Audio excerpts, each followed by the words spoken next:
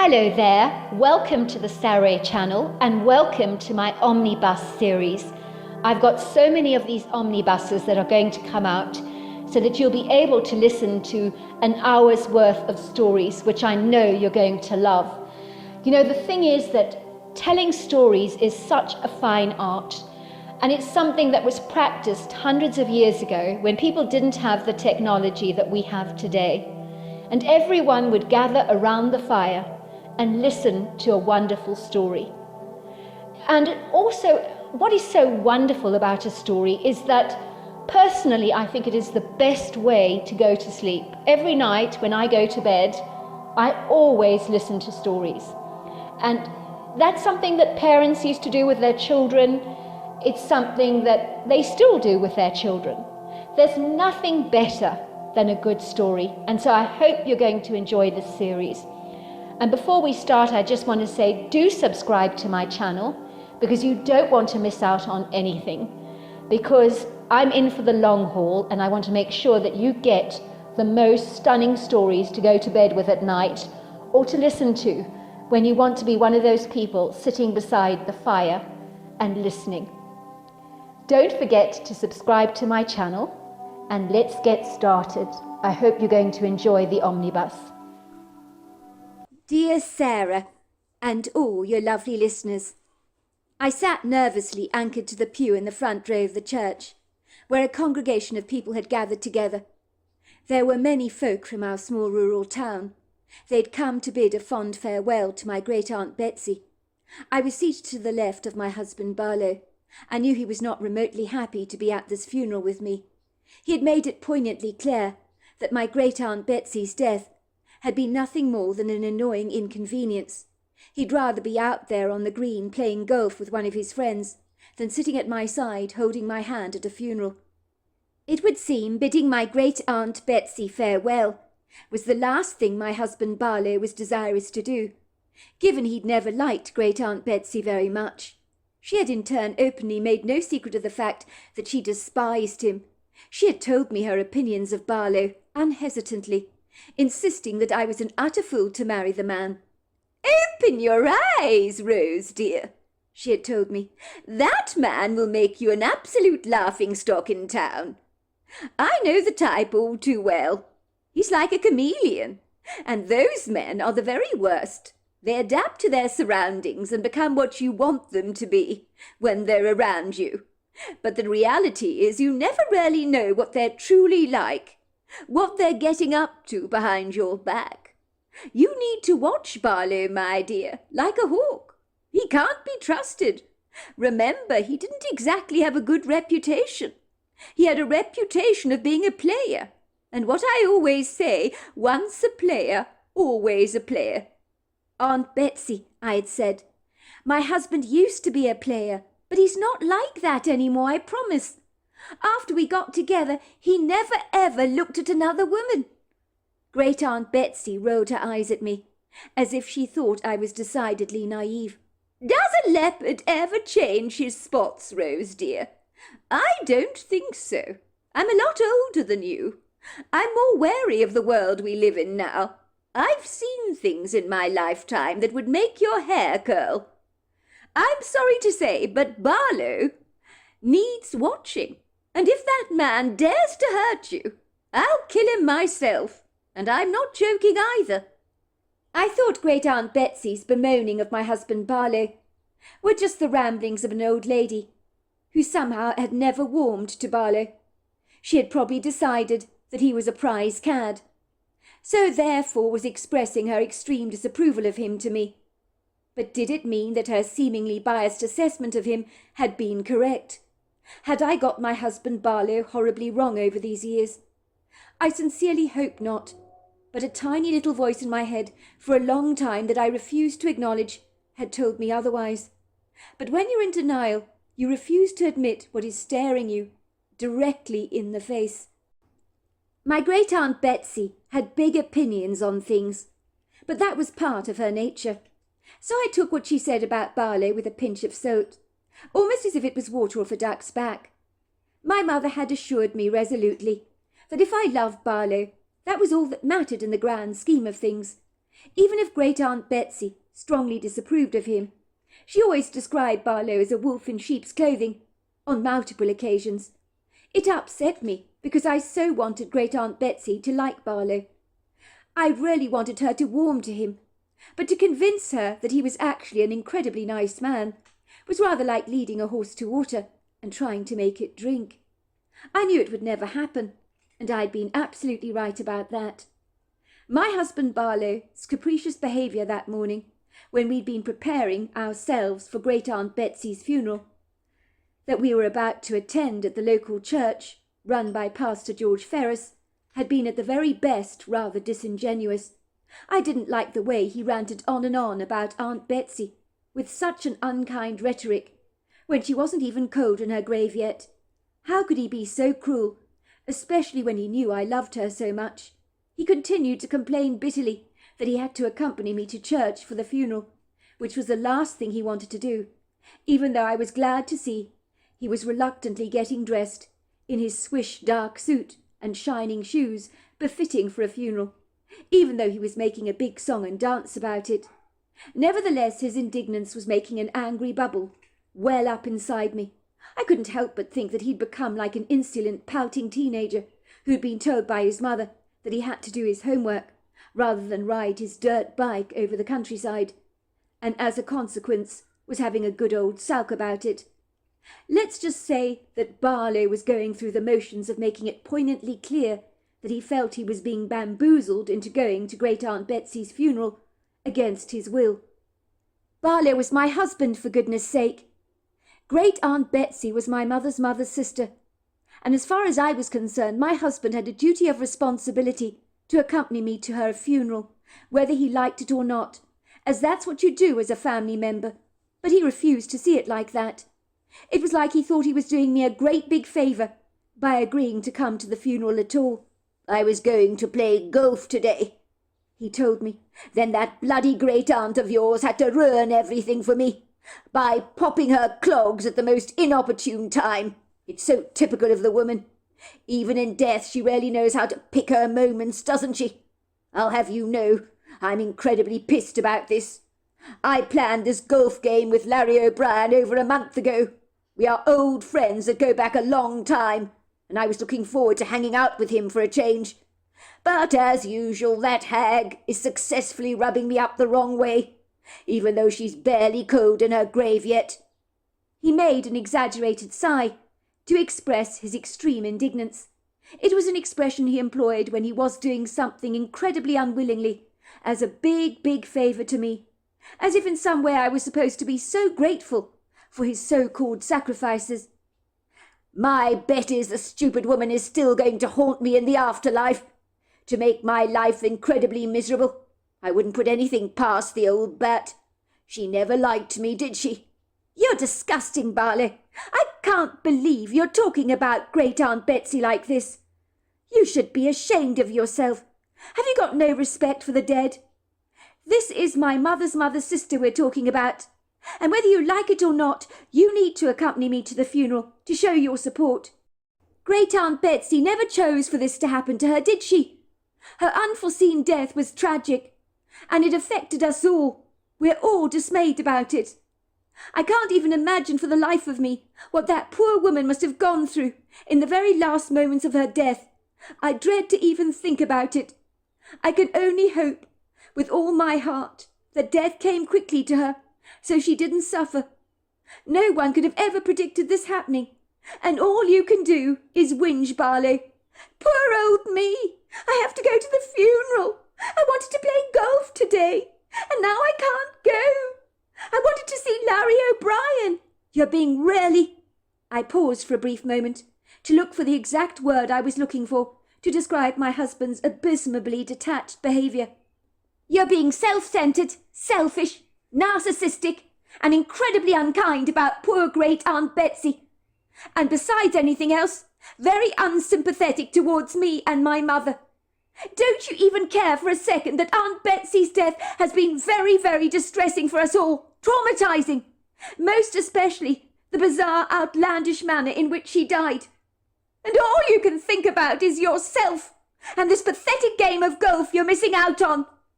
Do you have any idea how childishly pathetic you sound?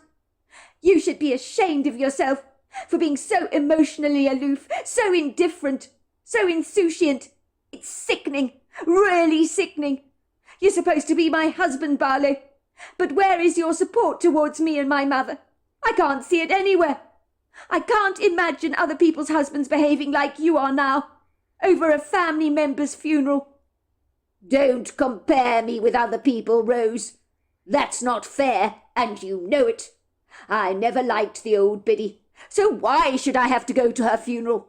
Said Barlow contemptuously, his thin lips turning into an upside-down smile.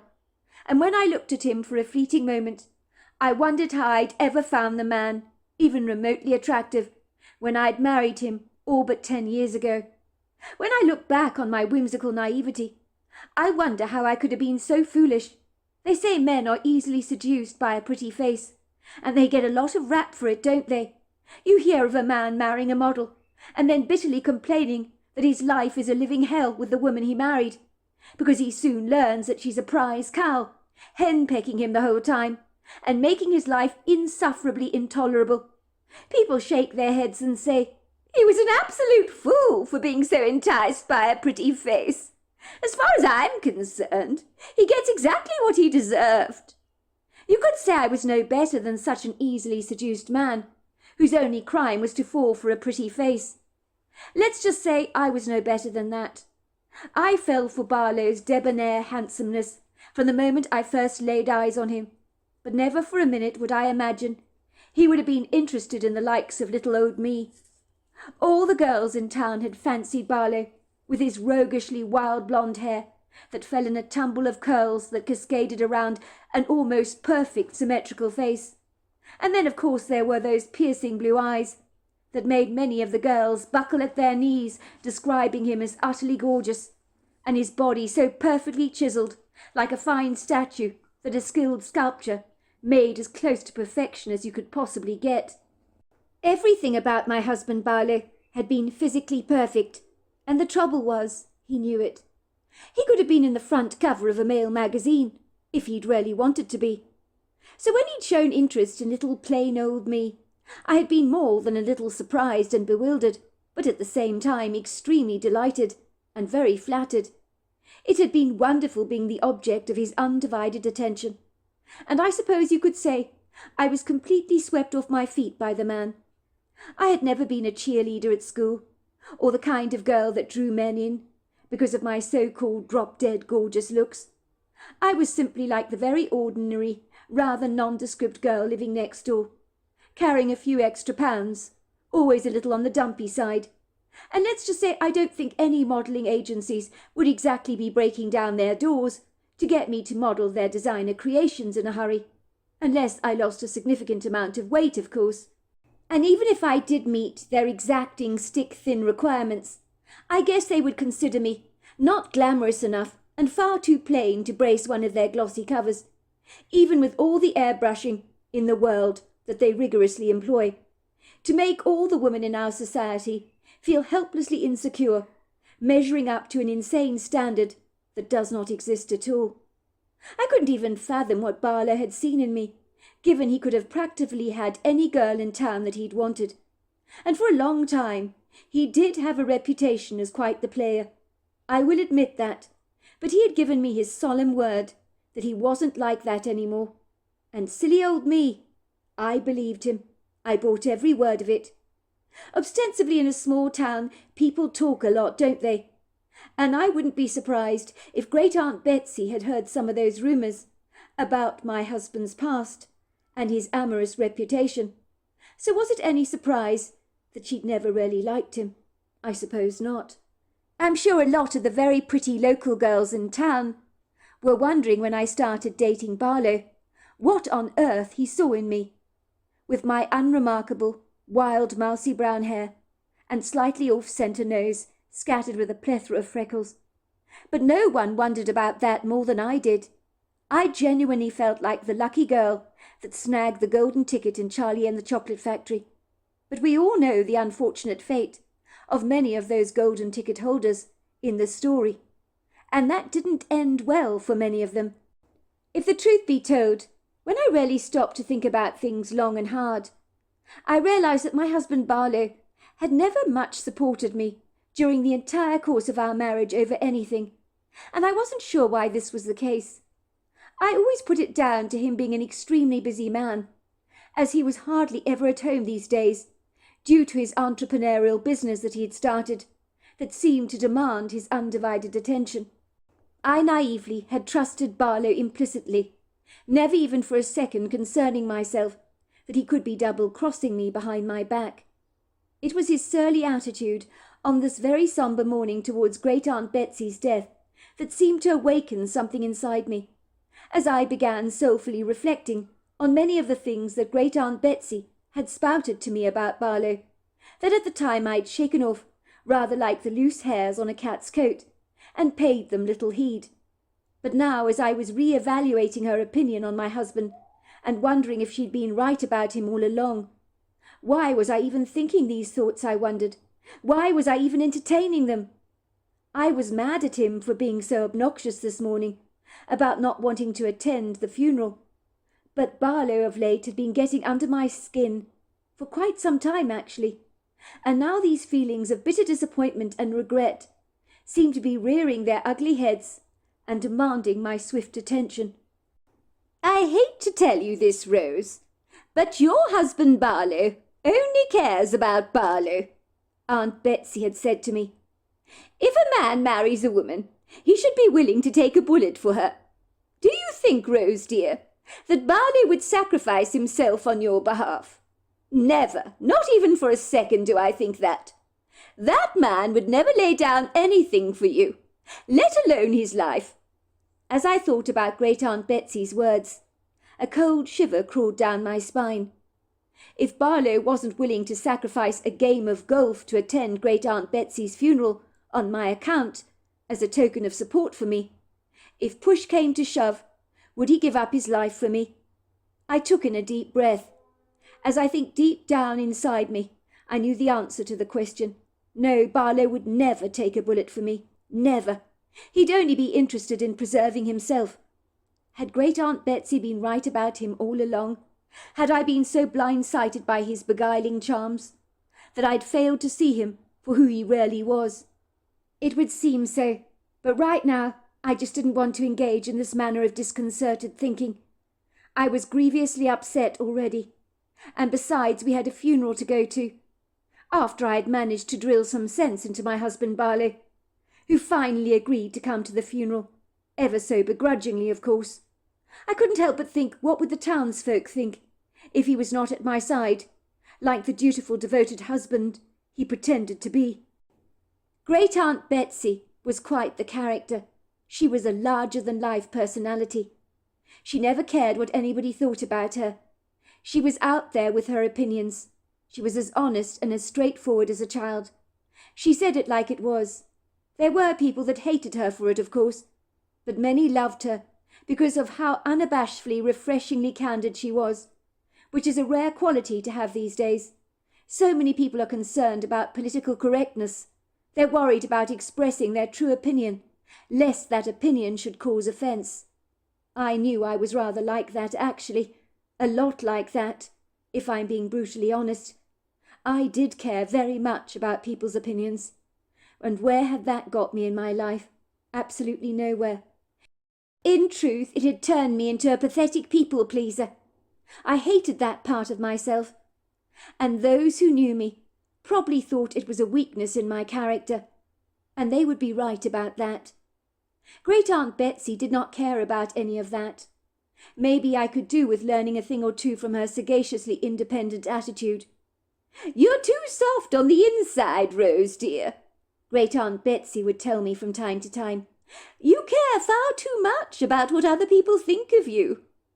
And you'll be surprised how little they do think of you. You shouldn't be worrying about other people's opinions. You should only be your true authentic self. You need to grow a pair, Rose, and learn to be what God intended you to be. And that is being true to yourself."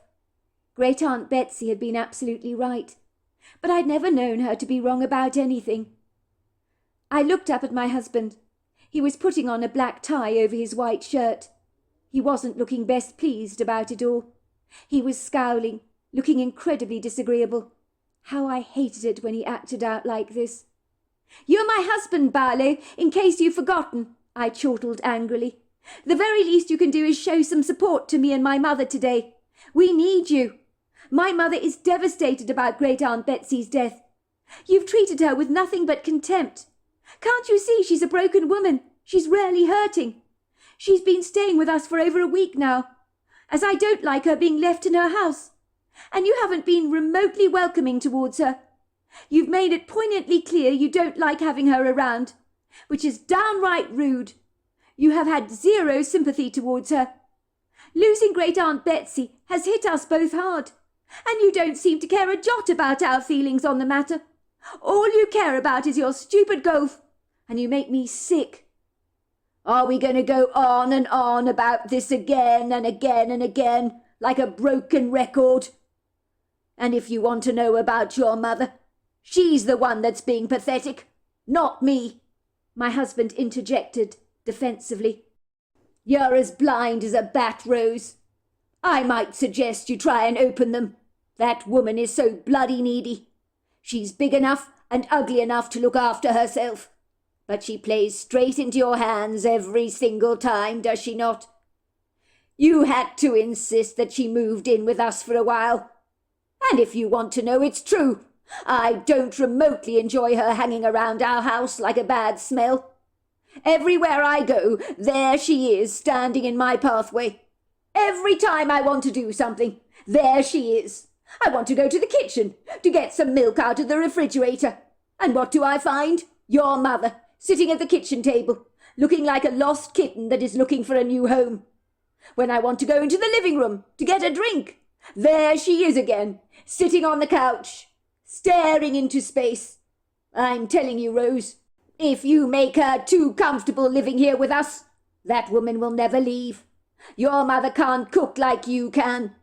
When she stays with us, what does she get? First-class service, fluffy towels, clean clothes, and all the a la carte food she can ever dream of, presented to her as if she's in a 5-star hotel. You treat your mother like a celebrity. If I was her, I also would not want to leave. Your great Aunt Betsy's dead, and your mother's acting like it's the end of the world. My heart bleeds for her," he said sarcastically, making the bile rise up in the back of my throat. "Because, Barlow, for your information, it is the end of the world for my mother. Can't you see that? Or are you blind as well as callous? Need I remind you, Great Aunt Betsy was my mother's only living connection to her late mother, and now it's been taken away from her.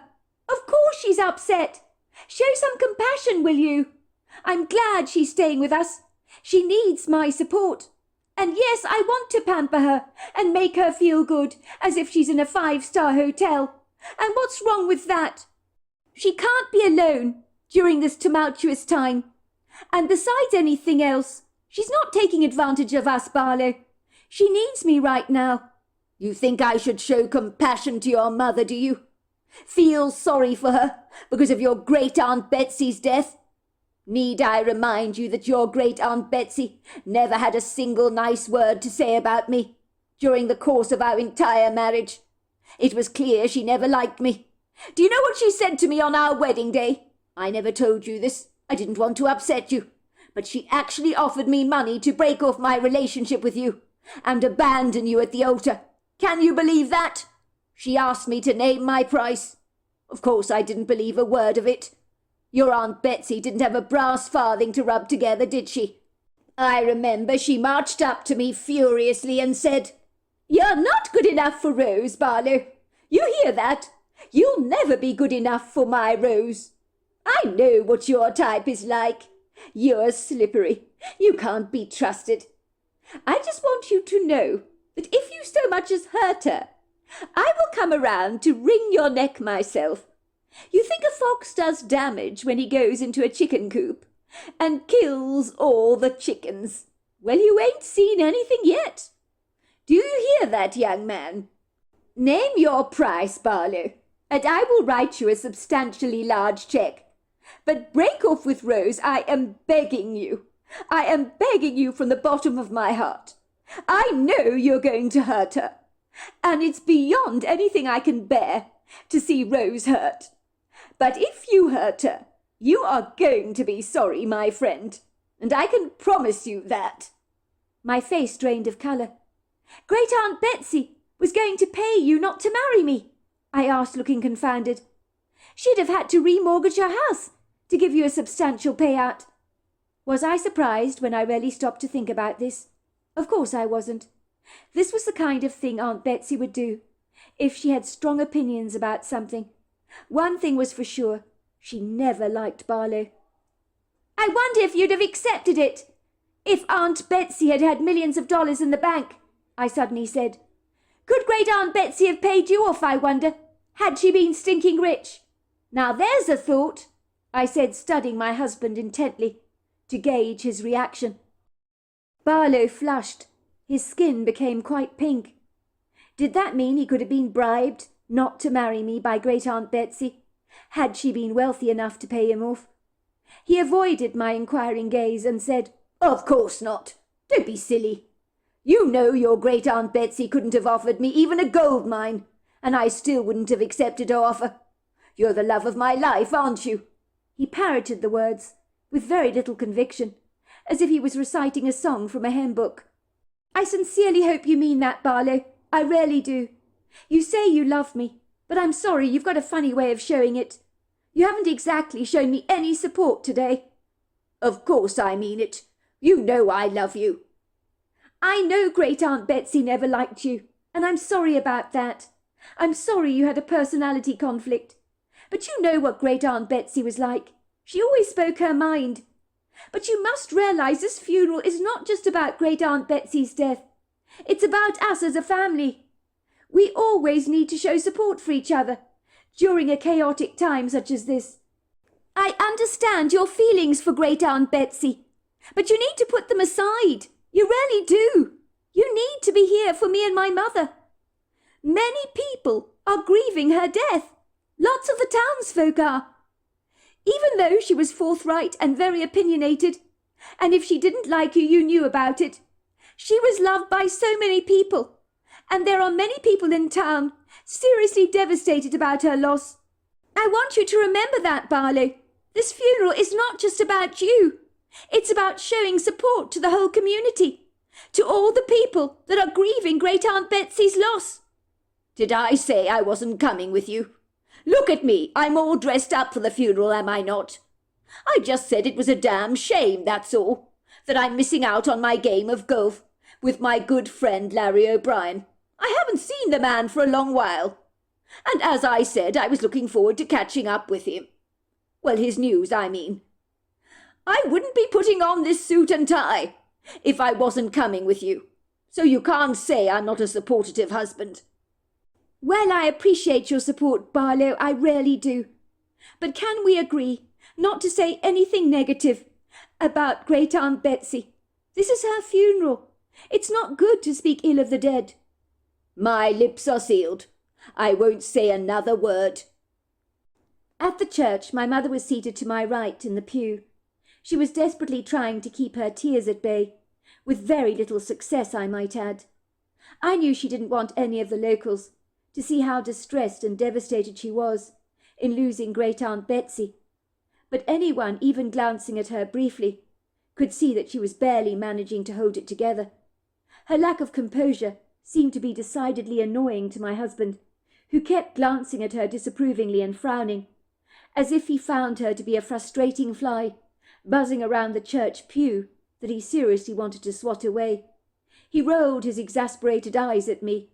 I could understand, by his body language, exactly what he was saying, without any words. "Look what I have to put up with. Your mother making a right old spectacle of herself in front of all the locals. Hasn't she at least got the dignity to hold herself together, just for the funeral?" My mother was sniffling and blowing her nose so incredibly loudly that the whole pew began to shake under the vibration. For a small, demure woman, she certainly could pack a punch when she blew that nose of hers. Her puffy eyes had been framed by red rings that not even the skillful make-up I'd recently applied was capable of concealing. She was looking lugubriously sorrowful. It really tugged at my heartstrings to see my mother in such a dreadful, discomposed and fragile state. But there was nothing I seemed to be able to do to comfort her. It was like her whole world had fallen apart, like an egg that's just cracked open, and you can never put it back together again. I had helped my mother get dressed that morning. She seemed physically incompetent and incapable of managing to help herself. She was barely functioning like a normal human being, for that is what grief can sometimes do to you. It was as if my mother had morphed into a little girl, totally dependent on her own mother to dress her and to feed her. It was almost like our roles had been reversed. My mother seemed so helpless, and I had felt a desperate need to protect her, rather like a fledgling that you find on the sidewalk that's been mauled by the cat, and you're doing your level best to take care of it, but wonder all the time if that little fledgling will manage to pull through, because in such a sorry, bedraggled state, it looks as if the odds are impossibly stacked against it. My mother was like that fledgling, so broken up, so desperately lost, and I was seriously worried that her grief would finally tear her apart. My mother sniffled. "I don't know what I'm going to do, Rose dear, without your great-aunt Betsy around," my mother had wailed, a couple of hours before we'd left for the church. "Do you know she was misunderstood by so many people? She just wasn't afraid to speak her mind. I just can't understand how any of this could have happened to her. Such a good woman she was, not a nasty bone in her body. Such an honourable citizen. It's just not fair. It's just not fair. Sometimes I wonder if there is even a God." "I know, Mum," I had said encouragingly. "Life isn't always fair. Things happen in this world. Sometimes it makes no sense at all. But I promise you we'll get through this. We always pull through adversity, don't we, in the end? Let's get ready, shall we, so you can look good for the funeral. You need to remain strong, Mum, when we say our goodbyes to Great-Aunt Betsy." My mother began to cry again, smudging the mascara I had painstakingly applied to her lashes. She was beginning to look like a raccoon, with dark swirls running down her face. She couldn't possibly go to the church looking like this. I was sure I had some waterproof mascara somewhere. I could use that on my mother, I thought, when I fixed up her makeup again. I knew it was important to look presentable at church. I'm glad to say I finally succeeded in my endeavours. I found some makeup I'd used in my slimmer days, when I went through a patch of actually doing synchronized swimming, which I find hard to believe now. That was when I was in the best shape of my life. I had never thrown the makeup away. I always believed that one day I might find it useful again, and it turns out I was right. I applied the smudge-proof, waterproof makeup to my mother's face, styling her short-cropped hazelnut layers with some curling tongs, and helping her to dress in a black number that I'd once worn when I was infinitely smaller in size. It seemed to hang on my mother like a large black sack, but an elasticated belt I owned pulled the look together very nicely, and even if I say so myself, I admired my handiwork. My mother looked great. I didn't want to go to my mother's house to go through her wardrobe while she was staying with us, so at that moment she was wearing all my clothes. But they were far too big for her. I, on the other hand, struggled to fit into my little black dress that I'd intended to wear for Great-Aunt Betsy's funeral. It seemed to be bursting at the seams when I put it on. Had I really put on so much weight recently? How was it possible to pack on so many extra pounds in such a short space of time? It wasn't even remotely funny. I had worn this dress 6 months prior, for Reverend Garland's funeral, and now I could barely fit into the damn thing.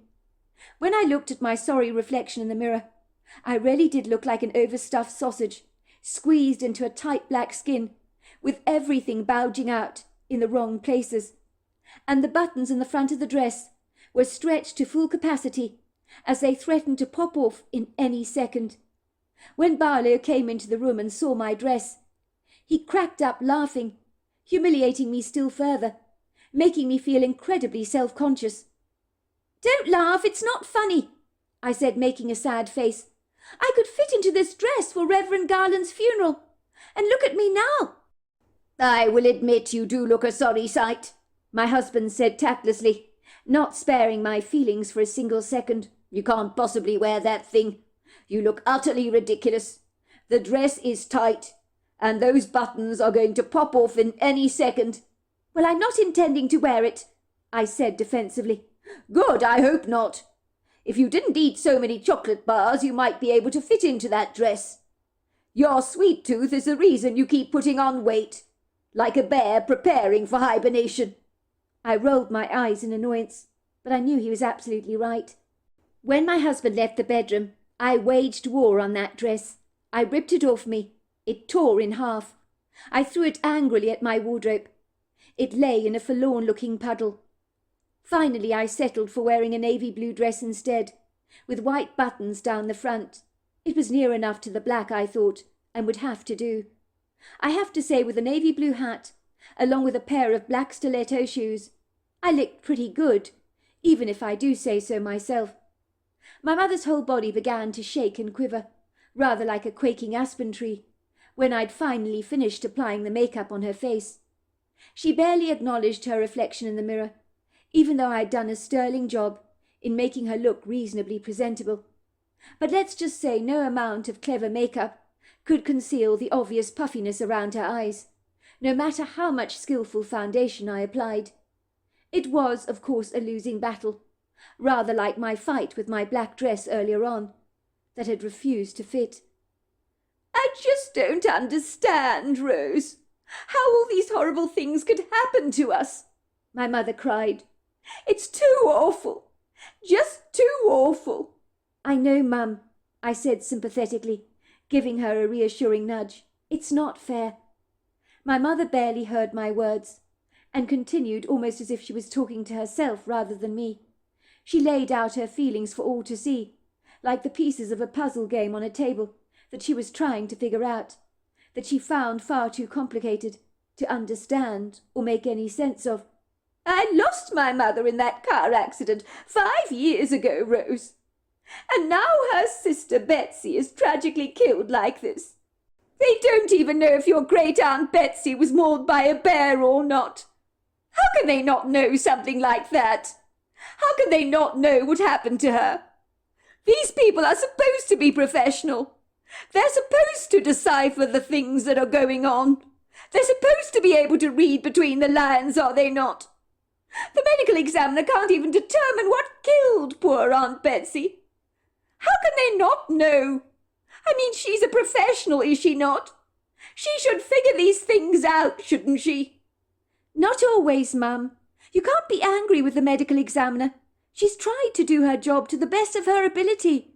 Sometimes they can't always establish what causes the person's death.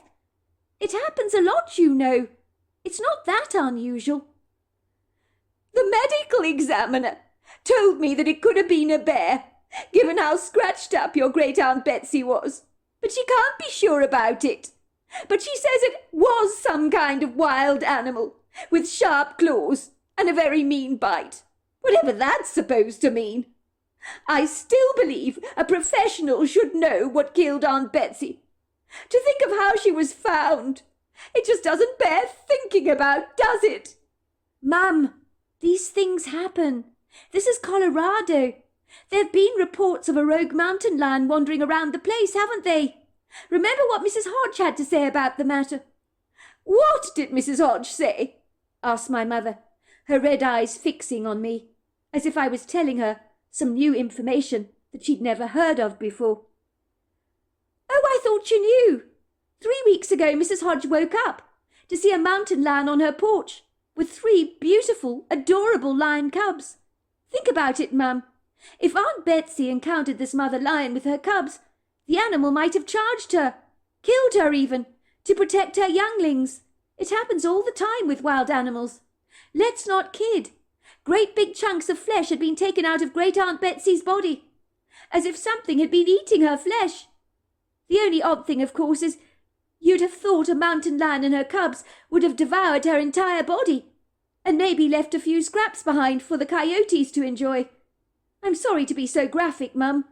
But what about her internal organs? Littered all over the wood grove.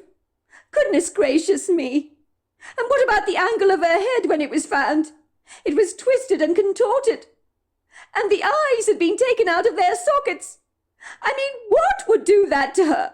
That's not the work of a bear. I'm sorry, but it's not.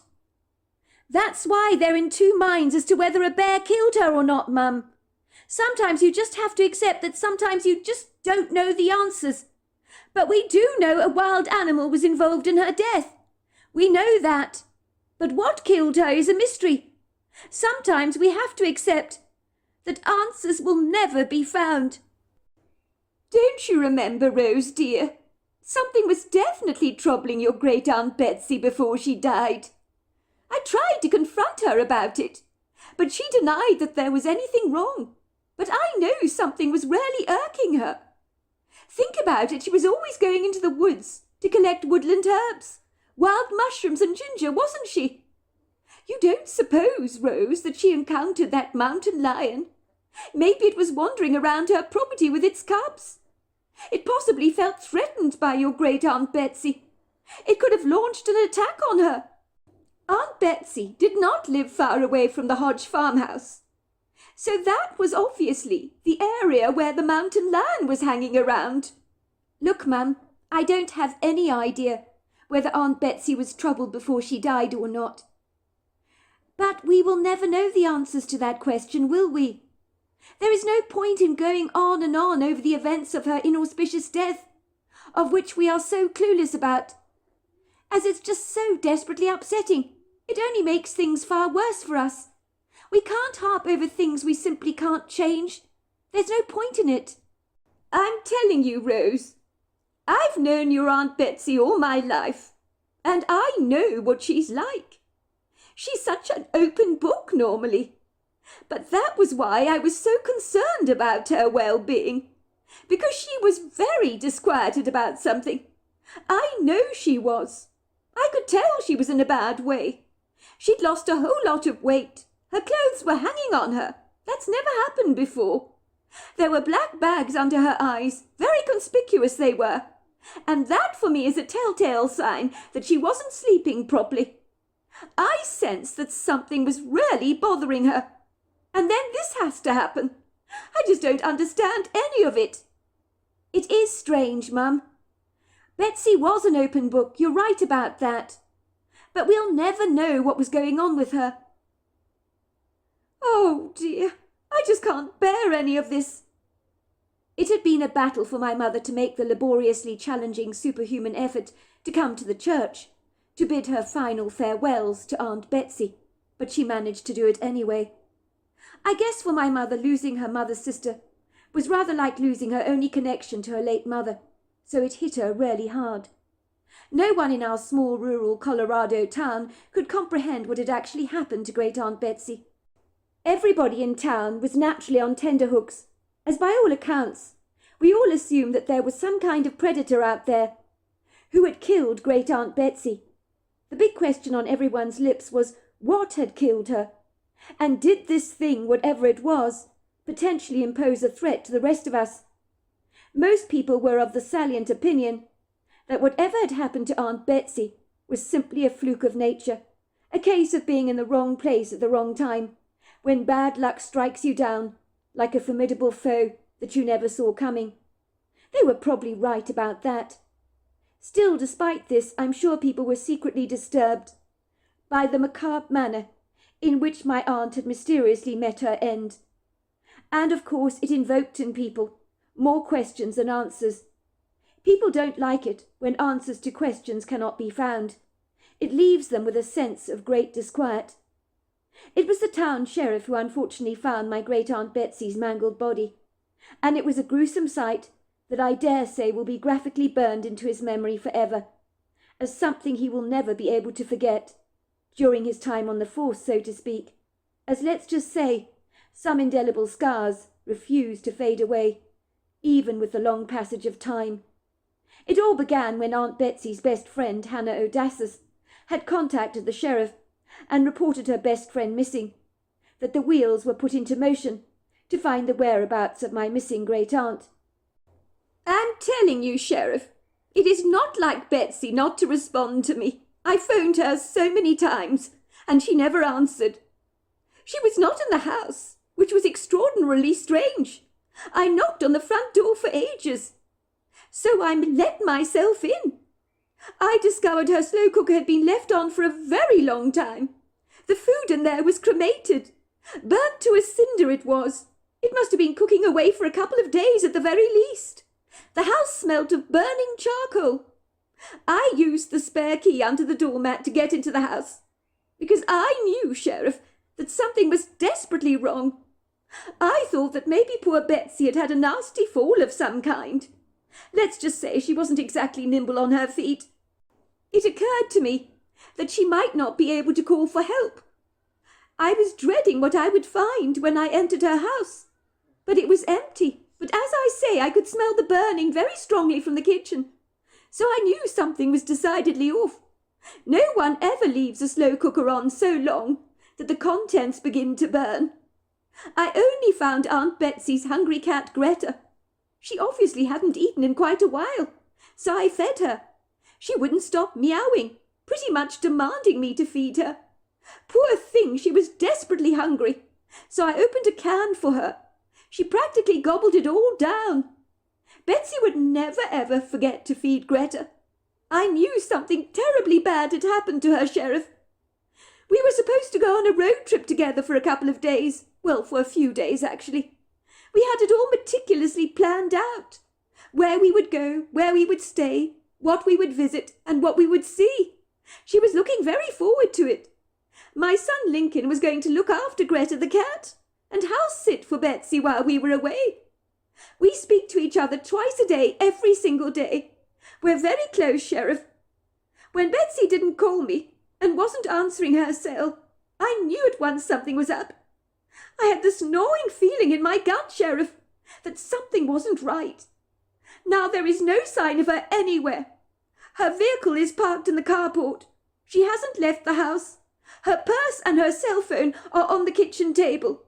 Her keys are also in the house. It doesn't look like she left the house. So where is she, Sheriff? Hannah had wailed. Not to worry, Hannah, the sheriff had assured her.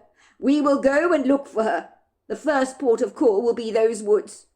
Do you know if she would take walks in the woods? Oh, all the time, Sheriff, Hannah admitted. She loves walking among the trees there. It's good exercise for her. Oh, goodness gracious, Sheriff, said Hannah with wide eyes. What if she had a nasty fall in the woods? Couldn't get back into the house to call for help? What if she's been out there in the open for a couple of days now? Look, Mrs. Odassis, please calm down, said the sheriff kindly. There's no point in panicking at this stage until we find out exactly what has happened to your friend. I'm sure we will have answers soon enough.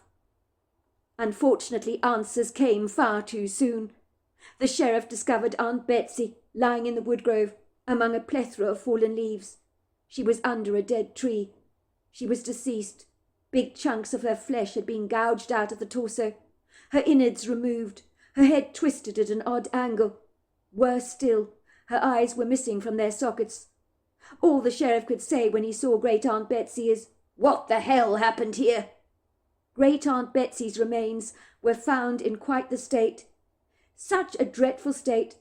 The sheriff had never seen anything like it before. The sheriff admitted that there was a disgustingly putrid smell in the grove, the smell of death and decay. He didn't believe the smell came from Aunt Betsy's decaying corpse, because that would have been too soon. It had left the residents of our small town very baffled. Most believed that Aunt Betsy had been the victim of a bear attack. Well, that is what I think they wanted to believe. But I was not so sure. Bears don't go throwing intestines onto tree branches, do they? Or maybe I stand corrected on that. Then again, I've never heard of a bear gouging out the eyes of a human being. Something insidiously evil had happened to Great Aunt Betsy, but there was no point in harping on about it, because answers would never be forthcoming, and I had had to accept that. The small church was packed, with everyone appropriately wearing black, to mark this inauspicious, very sad occasion, along with solemn expressions that everybody was wearing on their faces. Many people were shedding tears, dabbing their eyes with tissues, and blowing their noses fiercely. I tried not to look at the locals in attendance, as seeing all the mourners would make me all the more grievously upset. The mood in the church was very sombre. My eyes were firmly fixed on the wooden casket in the front of the church that was covered in a dazzling bouquet of pretty fresh flowers that I had specifically chosen for my great-aunt Betsy. Pastor George Ferris stood in the front of the church, looking very chagrined. I watched him walking up to the podium rather stiffly, where he made his sorrowful speech. I knew he'd been particularly fond of my great-aunt Betsy. I could see the tears in his eyes, that he appeared to be fighting back with quite some difficulty. He had been mortified to learn of great-aunt Betsy's tragic passing, and the bizarre way in which she had met her end. Thank you for coming here today. As you know, we are all gathered here in very unforeseen, tragic circumstances, when one of our beloved flock has been stolen from us. As to what happened to Betsy, we may never know the answer to that question. I think we sadly need to accept that. Unfortunately, in life tragedies happen, for no rhyme or reason. But we need to remember the good Lord is always in control. We can be reassured that Betsy is in a better place now. She is probably looking right down on us, even as I speak, for I am quite sure the dead are aware of what goes on at their own funerals. There was a murmur of amens from the congregation, as people nodded their heads in agreement to the pastor's lamentable words. This is not a sad day, by any manner of means, said the pastor. Far from it, in fact. The good book tells us that the day of our death is better than the very day of our birth. This is a day of rejoicing, for Betsy is now in the arms of our loving Father. We must remember that Jesus took the sting out of death by dying on the cross of Calvary. We must never lose sight of that. To die is gain, and when we leave this earth on the day we die, what awaits us on the other side is so much better than what we have here on this earth. We live in a precarious, unpredictable world, where there are wars, rumours of wars, conflicts, murders, rapes. But we also live in a world of great love, of understanding and forgiveness. And despite everything, one day good will triumph over evil, and the man of sin will be brought to account, and we must never forget that either. Where Betsy is now, there will be no more tears, no crying or lamenting. The lion will lie down with the lamb, and the little children will happily play among the wild animals, and they too will not be harmed. Once again there were amens in the congregation of people, as everybody nodded their heads in agreement. I knew Betsy for a very long time, said the pastor. She was actively involved in the church and helped me out with charitable affairs. We all know that she was like an open book. What you see is what you get with Betsy. She was never afraid to speak her mind, which could be a tad uncomfortable at times for some people, but in my opinion that made her remarkably refreshing. So often in our society we hide behind the truth and say what is acceptable, but Betsy told it as it was. That woman I don't think ever lied a day in her life, not even to be polite. My wife Hilda remembers Betsy coming up to her in the supermarket one day and saying to her very matter-of-factly, "My dear, look at you. You look absolutely awful in that dress. It does you no favours. The colour makes your skin a sickly green." The dress my wife was wearing was a hideous mud-colour green. I hated the thing. It was atrocious. But I will be honest with you. I didn't have the guts to tell my wife how unflattering that dress looked on her. But Betsy told it as it was.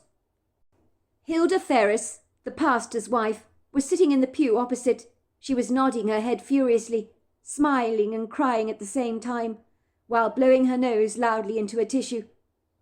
When Hilda came home to me that evening, after she'd been to the supermarket, wearing that hideous mud-coloured dress, she was not in exactly a very good mood. She told me what Betsy had said to her about the dress. I bumped into Betsy in town. She had the audacity and cheek to tell me in no uncertain terms that I look awful in this dress. She told me it makes my skin look green. How rude can you get? I looked at my wife and said, Hilda, maybe you should listen to Betsy's advice. My wife looked at me in turn and said, Is my dress really that awful? I said to her, I'm afraid it is. Hilda nodded her head again. You see, my wife knew I was never going to tell her the truth about that hideously ugly dress, because I know women can get very affronted and sensitive if you criticize them all the time. Many men in this congregation will agree with me on this. Yet Hilda had no problem in telling me I needed a shave or a haircut, but unfortunately it doesn't work the other way round. But Betsy, she was a remarkable woman. She was right about the dress that my wife had bought. It did her no favours. I tell my wife every day that she's a beautiful woman, as I hope many men in the congregation do with their own wives. But I hated that dress with a passion. But Betsy didn't pack any punches. She told it as it was. And I, for one, was very glad to see the back of that dress. Everyone in the congregation began to laugh. It was likely they too could tell their own stories about Great-Aunt Betsy's blatant honesty that at times might have caused offence. Personally, I always believed Great-Aunt Betsy genuinely wanted the very best for people. I could tell the people in the congregation appreciated this about my aunt, when they realised her honesty was not to be feared, but to be valued. As I was listening to the pastor going on and on about how wonderful Great-Aunt Betsy had been in life, my stomach began to squirm. I had this urgent need to go to the ladies' room at once. I hurriedly slipped past my husband in the pew. He rolled his eyes in exasperation at me, as if to say, What now? Why are you leaving the pew in the middle of the service? But I ignored him. I quickly hurried into one of the stalls in the ladies' room, clutching my stomach tightly as the spasms persisted. I was wondering if I was going to have a full-blown attack of diarrhea. It certainly felt like it. I knew I couldn't leave the toilet, lest I should have a nasty accident and succeed in soiling myself, which would not be fitting on a day like this. What on earth was wrong with me? My stomach cramps were making me double over in agonizing pain. So I hurriedly opened my purse and dry swallowed a couple of ibuprofen tablets that I always have on hand.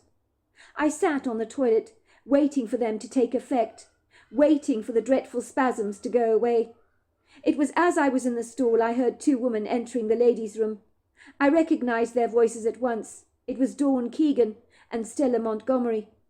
I don't think they realized anyone else was in the ladies' room, as my toilet cubicle was at the far end of the bathroom.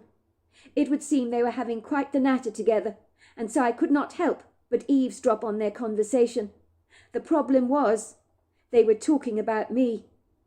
I hate bloody funerals, said Stella. Bloody hate them. I imagined that she was washing her hands at one of the sinks, probably reapplying her lipstick in the mirror, while Dawn watched her. The two were the very best of friends, and hung around together all the time. They'd both been in my class at school growing up, and had been the two women that were very envious when I tied the knot with my husband Barlow, especially Stella, who had rarely fancied Barlow for many years, but he had never given her a second glance. Well, I have to admit the pastor was right about Betsy, came Stella's voice. She might not have been everybody's cup of tea, but she was so honest, told you it as it was. She didn't have a filter, did she? But that's not a bad thing, you know. I remember she told me once the lipstick colour I was wearing was dreadful. I was appreciative of her honesty. I really was. Suffice to say, I never wore that colour again, because I always thought that Betsy had great taste. Was that the brown shade of lipstick that you used to wear? Asked Dawn. It was. How do you know? Because it was hideous, absolutely hideous.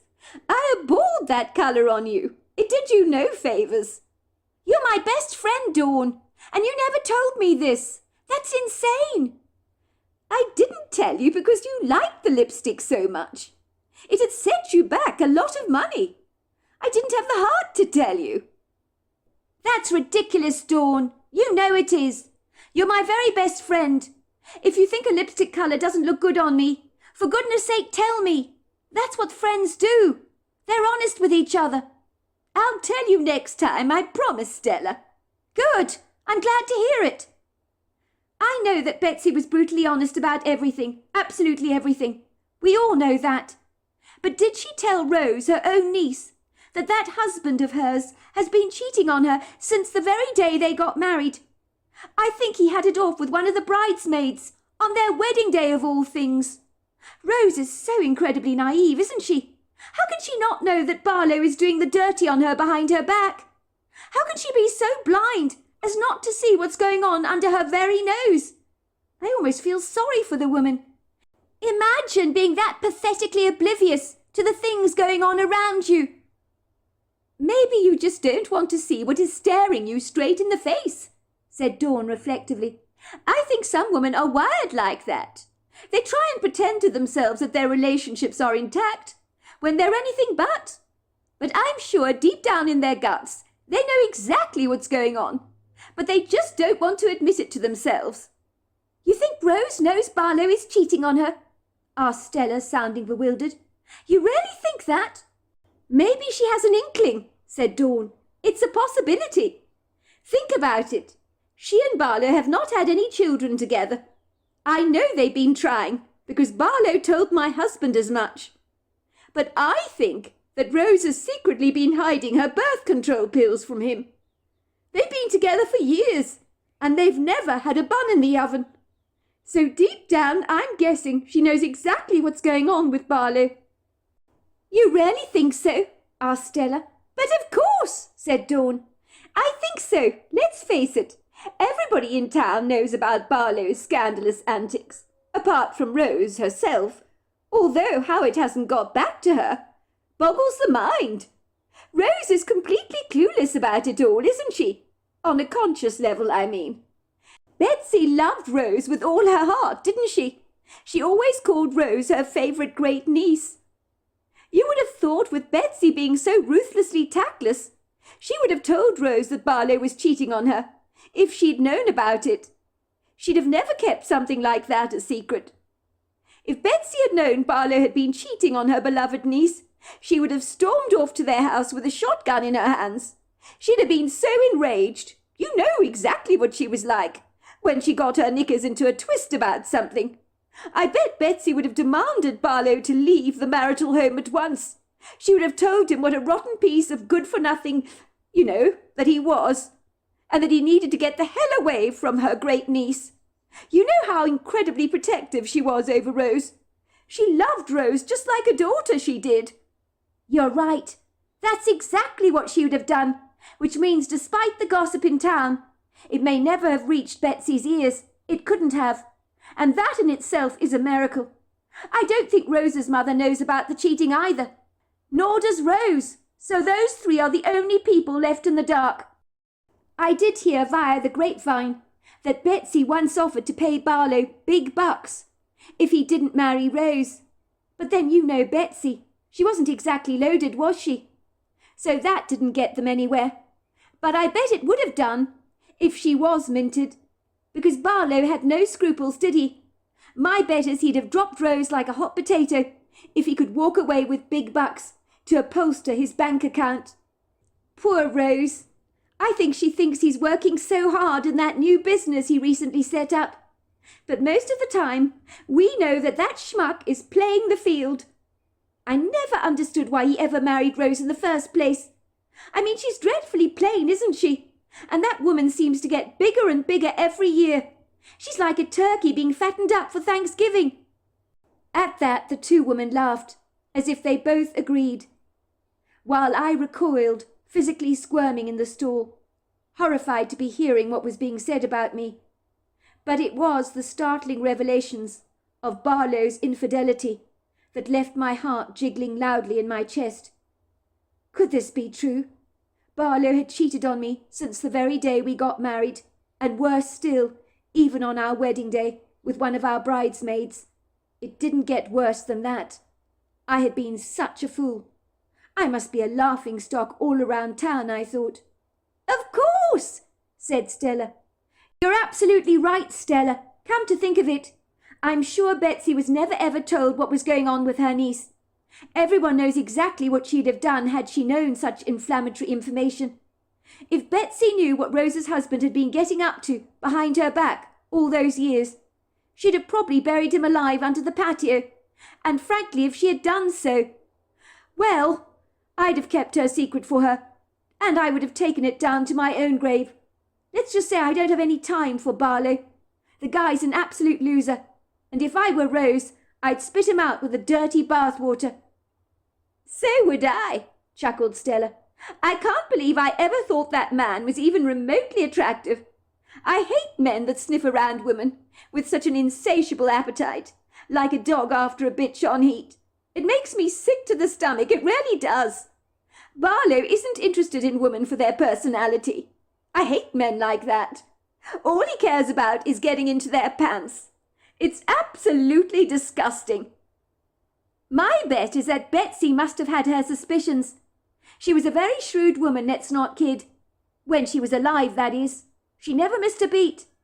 I bet she told Rose exactly what she thought of Barlow. But you know Rose. She was so in love with Barlow, wasn't she? I doubt anything her great-aunt told her would ever sink in. That thick head of hers just refuses to believe anything bad that is said about him.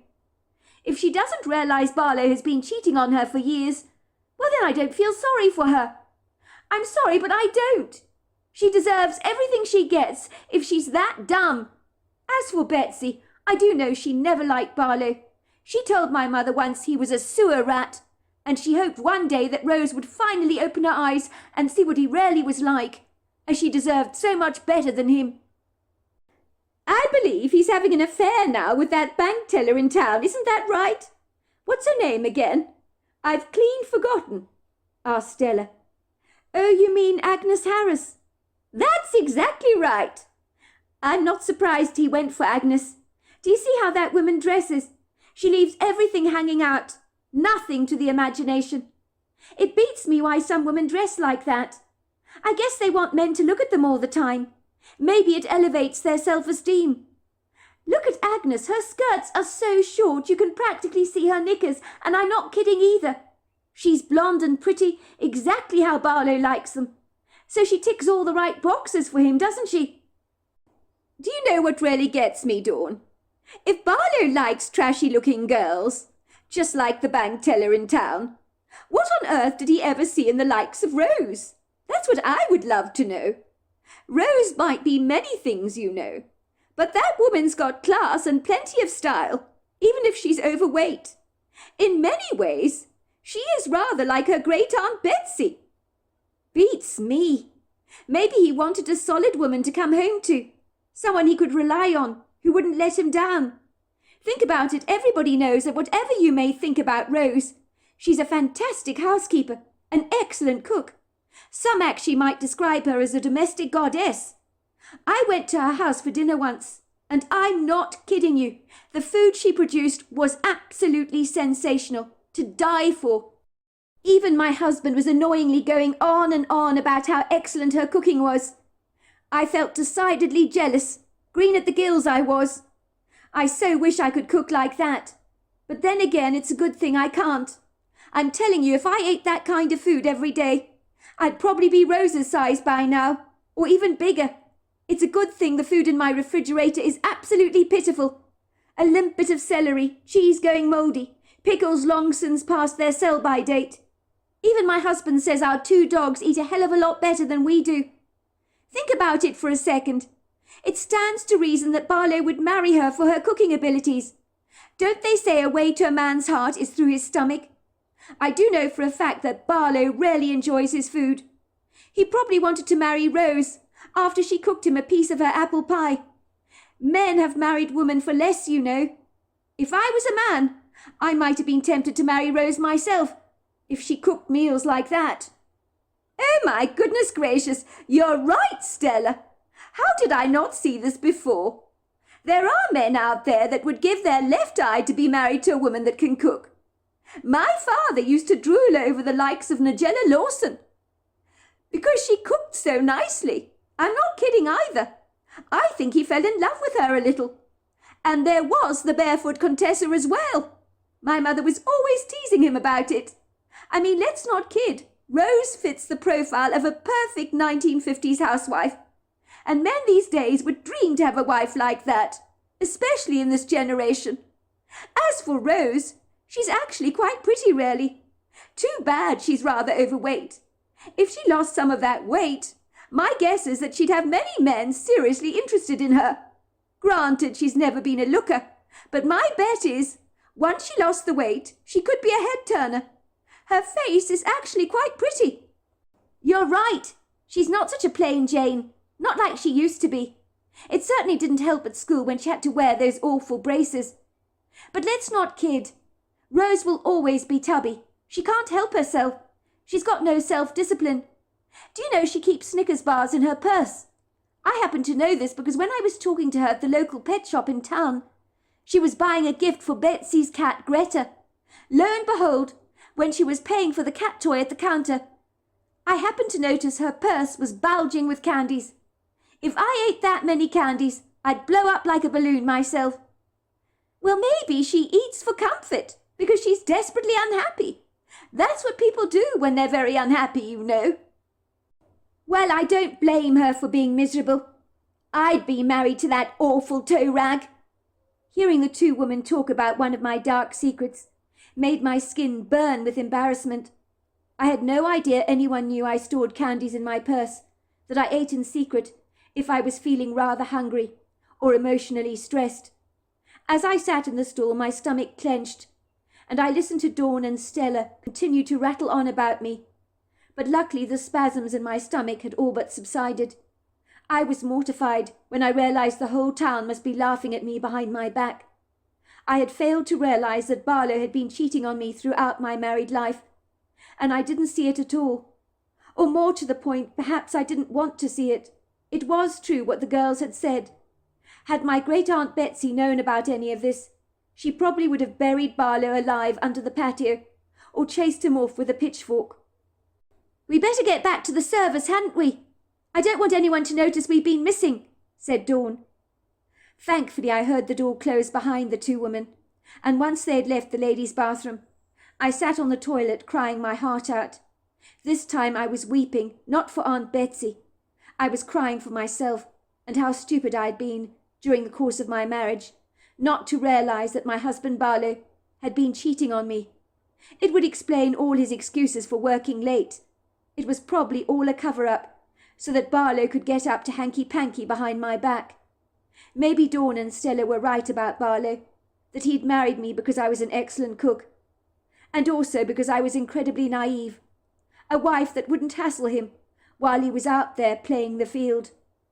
Aunt Betsy had been absolutely right about him all along, but I had refused to listen to her sagacious advice. Why was I so naive?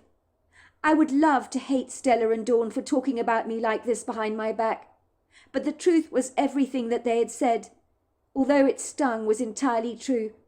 How could I condemn the woman for that? Yet if Great-Aunt Betsy had been privy to this information, I would definitely not have wasted 10 years of my life being married to such a loser.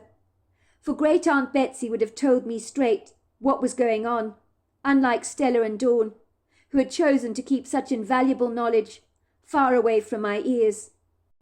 When I left the bathroom to return to the funeral service, I came out of that bathroom stall a different woman to the one that had entered it.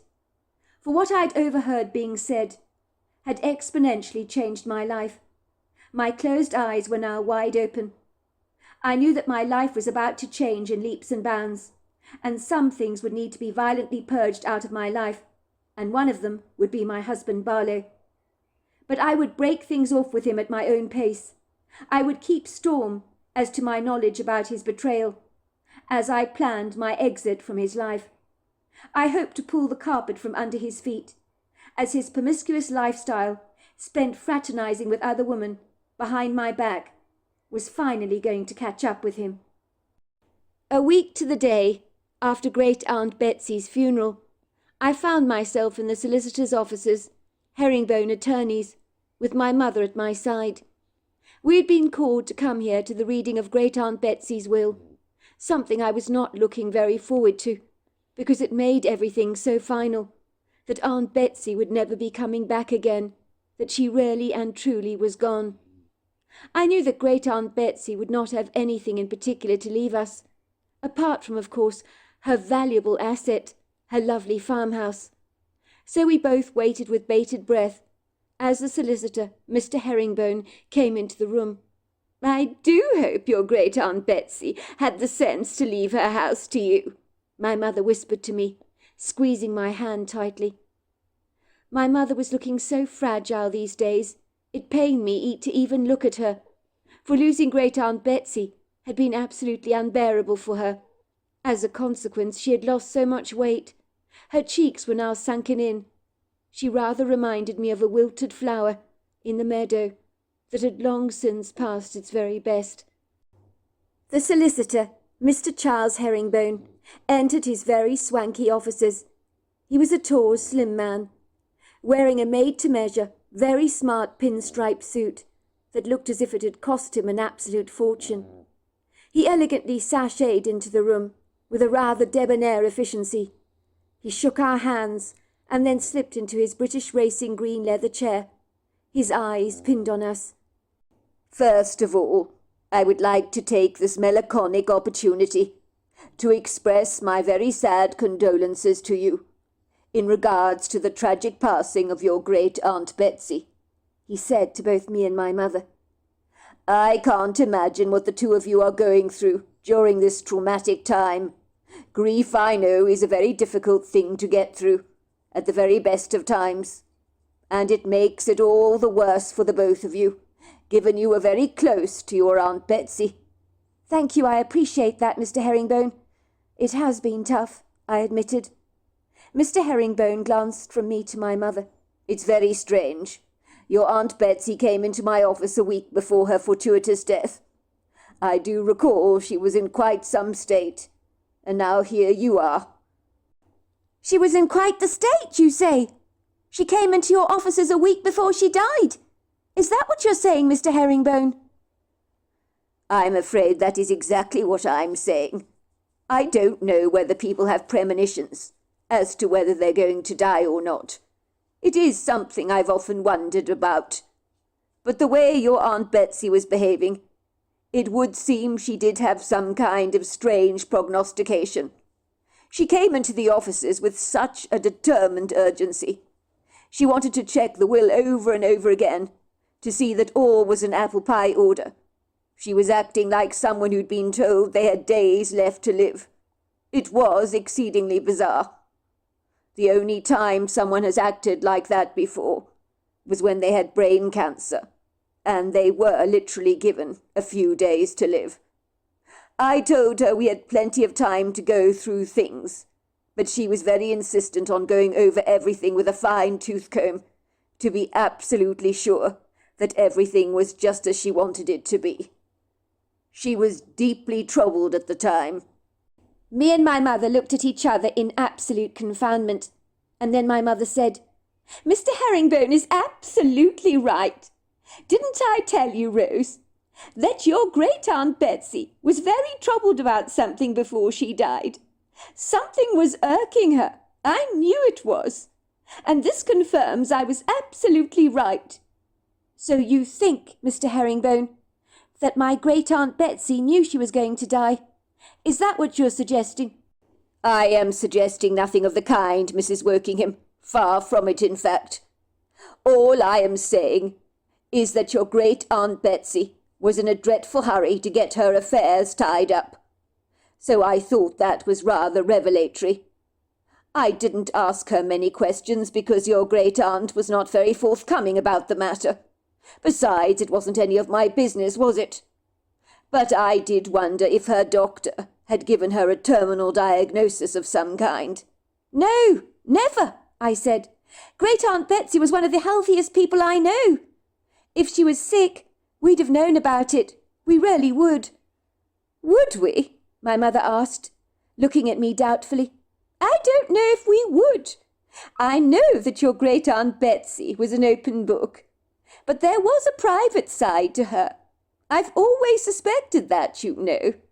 And when it comes to terminal illnesses, Many people don't talk about it, do they? They don't want to upset their families. They sometimes keep those kind of things to themselves. It is a possibility. She could have been sick. Of course she wasn't sick, Mum. We would have known about it if she was. But I do agree with you.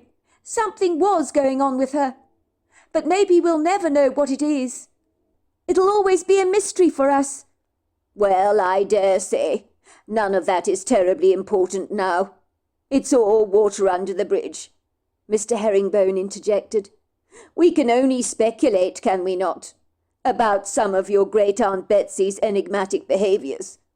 But beyond that, we have no idea what was going on with her. What I do know is that she wrote a letter for you, Mrs. Wokingham, in the tragic event of her death, that she wanted you to read. Mr. Herringbone handed me the letter, which I popped into my purse. I wouldn't be in a hurry to read the letter. I wasn't emotionally ready to listen to my aunt's words, and in the letter I was sure she was going to express her extreme dislike towards Barlow, and I really didn't need to read all about that right now. I already felt like a complete idiot for having married a man like Barlow, for he clearly had not respected me. I did not need a letter from my great-aunt, from beyond the grave, reminding me of my ignorant stupidity. You may not know this, Mrs. Wheeler, said the solicitor, turning to my mother, but recently your Aunt Betsy got you to sign some papers. She said you signed them without even looking at what you were signing. Just word of advice, ma'am. It's probably not a good idea to do that. You should always read what you're signing, because you don't know what you're signing. But I suspect you knew you could trust your Aunt Betsy, so that's why you signed the papers. That's right. I did sign them, but I can't remember exactly what for, my mother said, her face flushing with embarrassment. Well, that was the idea, Mrs. Wheeler. You see, Betsy was a very clever woman. She was as sharp as a tack. She wanted to avoid death duties, so she quickly put her house in your name.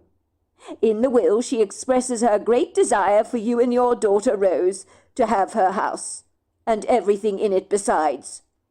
To do with it what you will. In other words, to split the place between the two of you. She put the house in your name, Mrs. Wheeler, for very obvious reasons. But she wants you and your daughter Rose to own the place together. She also wrote a cheque for you, Mrs. Wheeler. A personalised cheque, he said, turning to my mother and handing her an envelope. Oh, how sweet of Aunt Betsy! Oh, goodness gracious me, said my mother, taking the envelope from Mr. Herringbone and tearing it open. I think she was expecting to find a small cheque, a few $100 perhaps from my aunt. My mother looked at the cheque and gasped. For a moment I thought she was going to faint. She looked up at Mr. Herringbone with a bemused expression on her face. This can't possibly be right, my mother said. Why, Mum? How much is it for? I asked. Well, your great-aunt Betsy has written me a cheque for $1,253,000. Now, you know your Aunt Betsy had no money to rub together. Is this some kind of a joke, Mr. Herringbone? My mother said, looking up at the solicitor.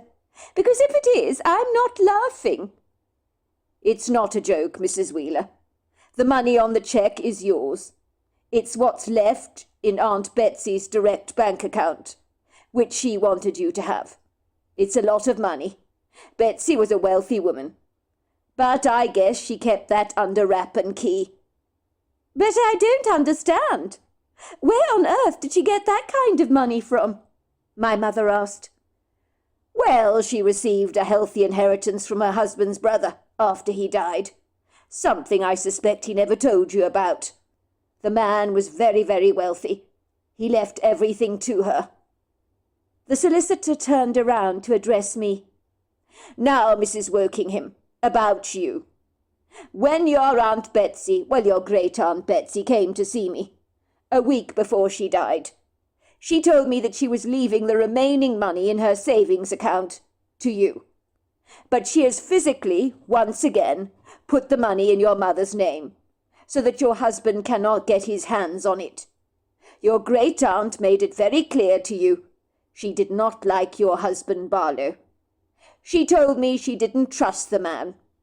So your mother, therefore, has been entrusted with the money that your aunt has left exclusively for you. The money is in a savings account. It amounts to over $2 million and is to be deposited into your mother's account and finally into your account when your mother feels the time is right. Your Aunt Betsy believed your relationship with Barlow would not last for terribly long. Mr. Herringbone raised his hand apologetically, as if he was apologizing on Great-Aunt Betsy's behalf. Those were your great-aunt's words, not mine. In short, your great-aunt Betsy wanted the money she left to you to be exclusively yours, Mrs. Wokingham. I think the word she used was, "I don't want Barlow to get his grubby hands on my niece's money. I left that money to Rose, so her mother is going to keep that money for her and give it to her when the time is right. She'll know when the time is right, I'm most sure." I was silent for a brief moment, and without realizing it, I spoke my thoughts out loud. Aunt Betsy was right about Barlow. He's a prize cad, and I'm going to divorce him as soon as I can. But he doesn't even know that yet. What do you mean you're going to divorce him? My mother asked, looking confounded. I thought you and Barlow were getting along swimmingly. You've always loved him so much, have you not? What's brought all this on? I thought I did love him, Mum, but I've been an absolute fool. I found out on the day of Betsy's funeral that Barlow has been cheating on me since the day I got married. He even got off with one of the bridesmaids on my wedding day, of all things. I've been such an idiot, Mum, such a fool, so desperately naive. He's been doing the dirty on me for years and years, and I never even knew about it. Aunt Betsy warned me about this, Mum. She told me once a player, always a player. But me, I was so flattered that Barlow was interested in me. I was so blindsided because I really believed I loved him. But I didn't see what was going on under my very nose. I'm such an idiot. My mother looked appalled that I had failed to tell her any of this. I don't understand you, Rose. I'm very disappointed and very hurt that you did not think to tell me any about this. For a week you've known about Barlow's infidelity, and you have chosen not to share this with me. I'm incredibly hurt about this. I just knew you were upset, Mum. You were grieving Great-Aunt Betsy's passing. How could I possibly pile any more grief on you? You were in such a desperate state. I'd have made things a lot worse for you, and I couldn't do that. I could see my mother had become indignantly angry. How dare Barlow cheat on you? How dare he? She snapped indignantly. Your great-aunt Betsy was absolutely right about that dreadful, dreadful man. He's a snake in the grass. I'll kill him myself for what he's done to you. You're my daughter, and he's treated you like trash.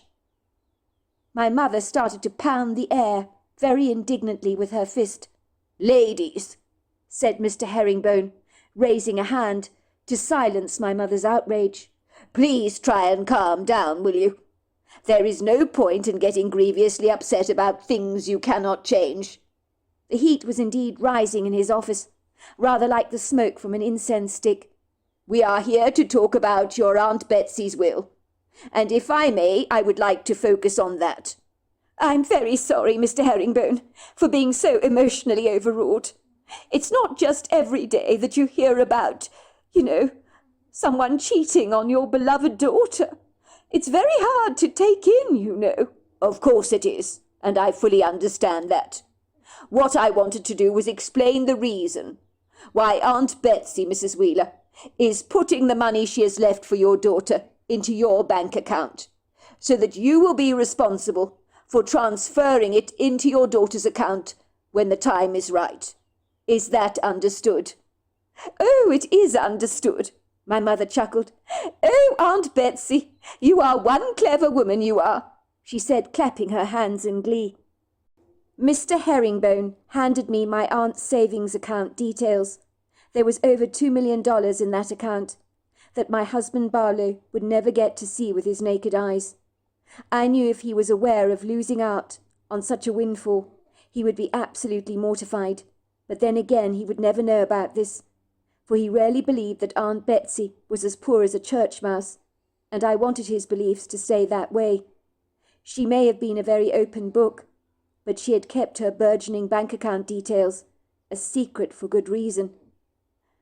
"Are you sure," I asked Mr. Herringbone, "that my aunt had this kind of money? I just can't understand it. We all thought she was so broke. I mean, yes, she did have that valuable house, but that's the only thing she had that was worth anything. We never believed she had this kind of money. This has come as quite the shock to the both of us." "I understand, but that is what your great-aunt Betsy wanted everybody to think. She didn't want people to know how well off she was. She believed if people knew that you were wealthy, they'd take full advantage of you, and she didn't want any of that in her life." "Well, I suppose that's understandable," I said. When me and my mother finally left Mr. Herringbone's office, we knew with our newfound financial freedom we could do anything we wanted.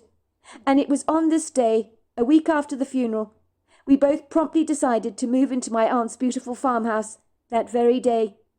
It was a stunningly big place, surrounded by groves of lofty trees, and was the perfect place for the two of us to recuperate.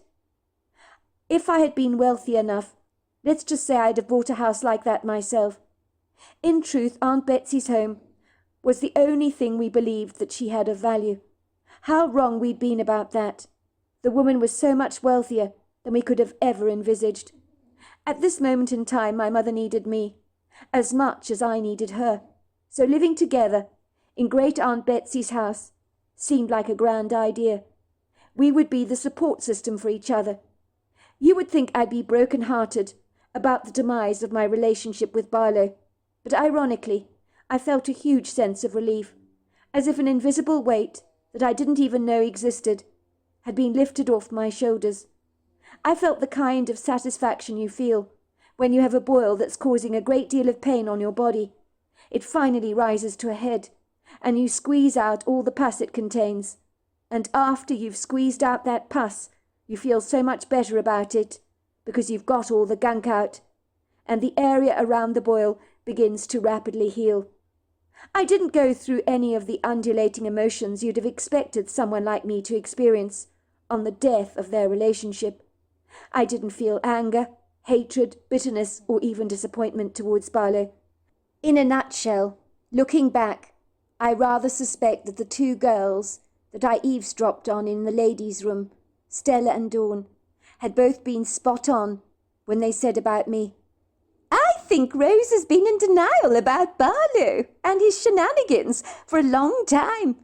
Maybe underneath it all, she does know what's going on, but refuses to admit it to herself. Perhaps sometimes we don't want to see what is staring us brazenly in the face." Maybe they were right. Underneath it all, I probably did know about Barlow's infidelity and his unfaithfulness towards me. But I had refused to admit what was staring me in the face. It had been an urgent visit to the ladies' room, with a stomach that was giving me the heebie-jeebies, that had opened my eyes up to the terrible truth. But that truth had set me free. I sent an SMS to my husband Barlow saying, "I know all about your cheating. It turns out you've been doing the dirty behind my back since the day we got married. You've tried to make a fool of me, but it's over, Barlow, between the two of us. Finally, I've seen the light. You'll be hearing from my solicitor shortly. This is non-negotiable. It's over between us for good. And frankly, I don't want to see you again. Me and my mother have moved into Great Aunt Betsy's house, and I've taken everything from the house that I need. It's over. Good luck for the future. Rose." I skillfully packed a suitcase, and along with my mother we arrived at Aunt Betsy's house, and moved in straight away. We never looked back. Of course, it goes without saying, there was much drama that unfolded in my life with Barlow, who couldn't believe I had the audacity to dump him. He arrived at Aunt Betsy's house on the back of his dirt bike, looking as if he was slightly drunk. He banged on the door furiously, and I opened it for him, for failing to do so might have made him actually kick it in. "What the hell is all this about?" he demanded, slurring his words. "You sent me an SMS, Rose, saying it's over between us. What the hell is going on? How can you do this to me?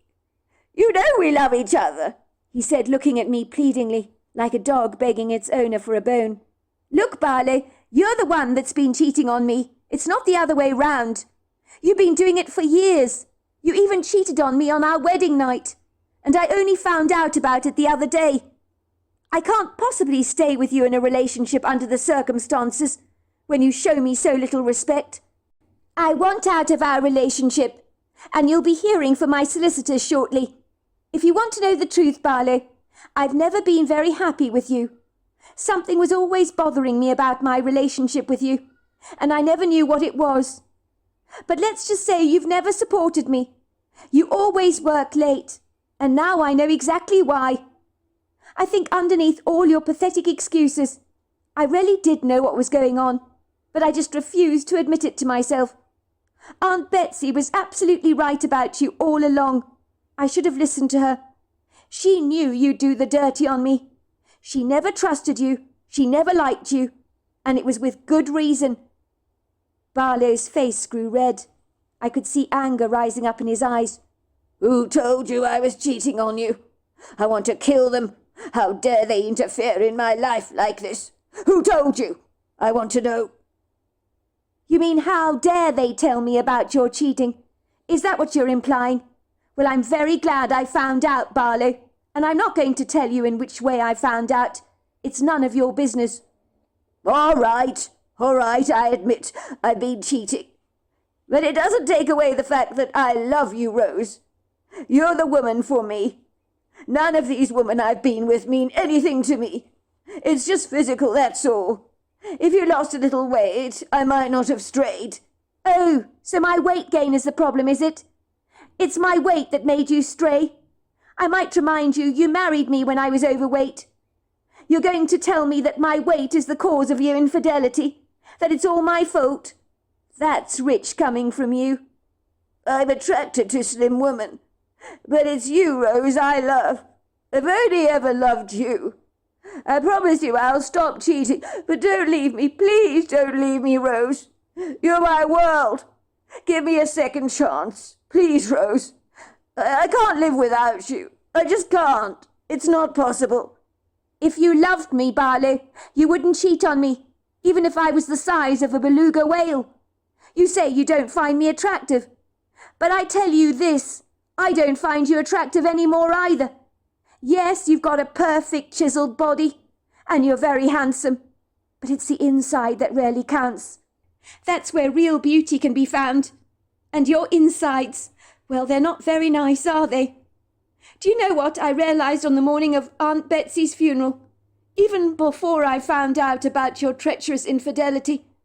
Do you know what I was thinking to myself while you were getting dressed in your fancy suit and your tie? When you were whinging on and on about Great Aunt Betsy's funeral and how you'd much rather be playing golf. I thought to myself, what did I ever see in this man? He's not even remotely attractive. Because you know what? I was seeing the real you, buried beneath that perfect veneer. My words seemed to have hit a raw nerve with Barlow. He'd always believed he was God's gift to woman, and to be rejected by me had stung him hard. "You know what, Rose? This is all your great Aunt Betsy's doing. It's all her fault. Now she's dead. She's already haunting our lives with her hateful rhetoric. This is all her doing. I blame her." "Oh, for goodness sake, Barlow, get a grip, will you please? My deciding to divorce you has got nothing to do with Great Aunt Betsy. But I will say this. She was a wise woman. She knew you were no good for me. Turns out she was absolutely right on the money about you. She warned me again and again about you before we got married. But I refused to listen. Because I was so blinded. I was so infatuated by your good looks. I was so flattered. that you were showing interest in me, and I really believed I loved you. But I was wrong about all of those things. I don't think I've ever loved you, Barlow. I've been in love with the idea of being married to someone like you. But that was far too overrated, let me tell you. My mother marched angrily to the door, waving her hand furiously at Barlow, as if he was a rat she was chasing out of the house. "You heard my daughter, you scumbag! Leave us alone, will you? My daughter Rose doesn't need you in her life anymore, and she never did. You've been cheating on her for all these years, and on her wedding day of all things, you should be ashamed of yourself. You really are nothing but a sewer rat. I am disgusted with how you've treated her, and you thought she'd never find out about this. More fool you. Now get the hell out of here, will you? We never want to see you again." I'm glad to say my husband Barlow did finally concede defeat and agreed to the divorce. The next thing I knew was that he had shacked up with the bank teller in town. The two of them were now happily living together. Good for them, I thought to myself, without an ounce of regret. I genuinely hoped that they would both be very happy together. It was amazing how quick it was for him to move on, but I didn't even feel offended by that. It was now a brand new chapter in my life, when I moved in with my mother into Great Aunt Betsy's beautiful home, and Greta, Aunt Betsy's cat, became a much-loved member of our family. She would sleep in my arms every night, and I loved her company. I wanted to make the most of living on Great Aunt Betsy's sprawling property. I had often wondered why such an independent woman could live on such a sizable plot of land and in such a large house.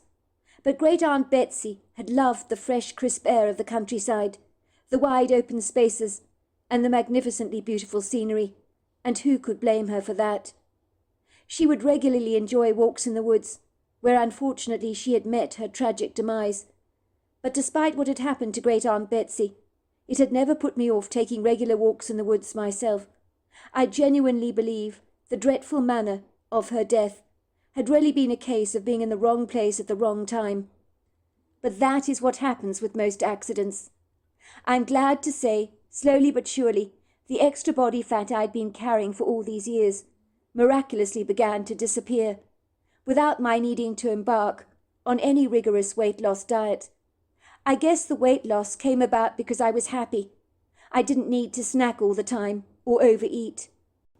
Every morning, me and my mother would wake up to enjoy the exquisite views over the countryside, which we couldn't get enough of.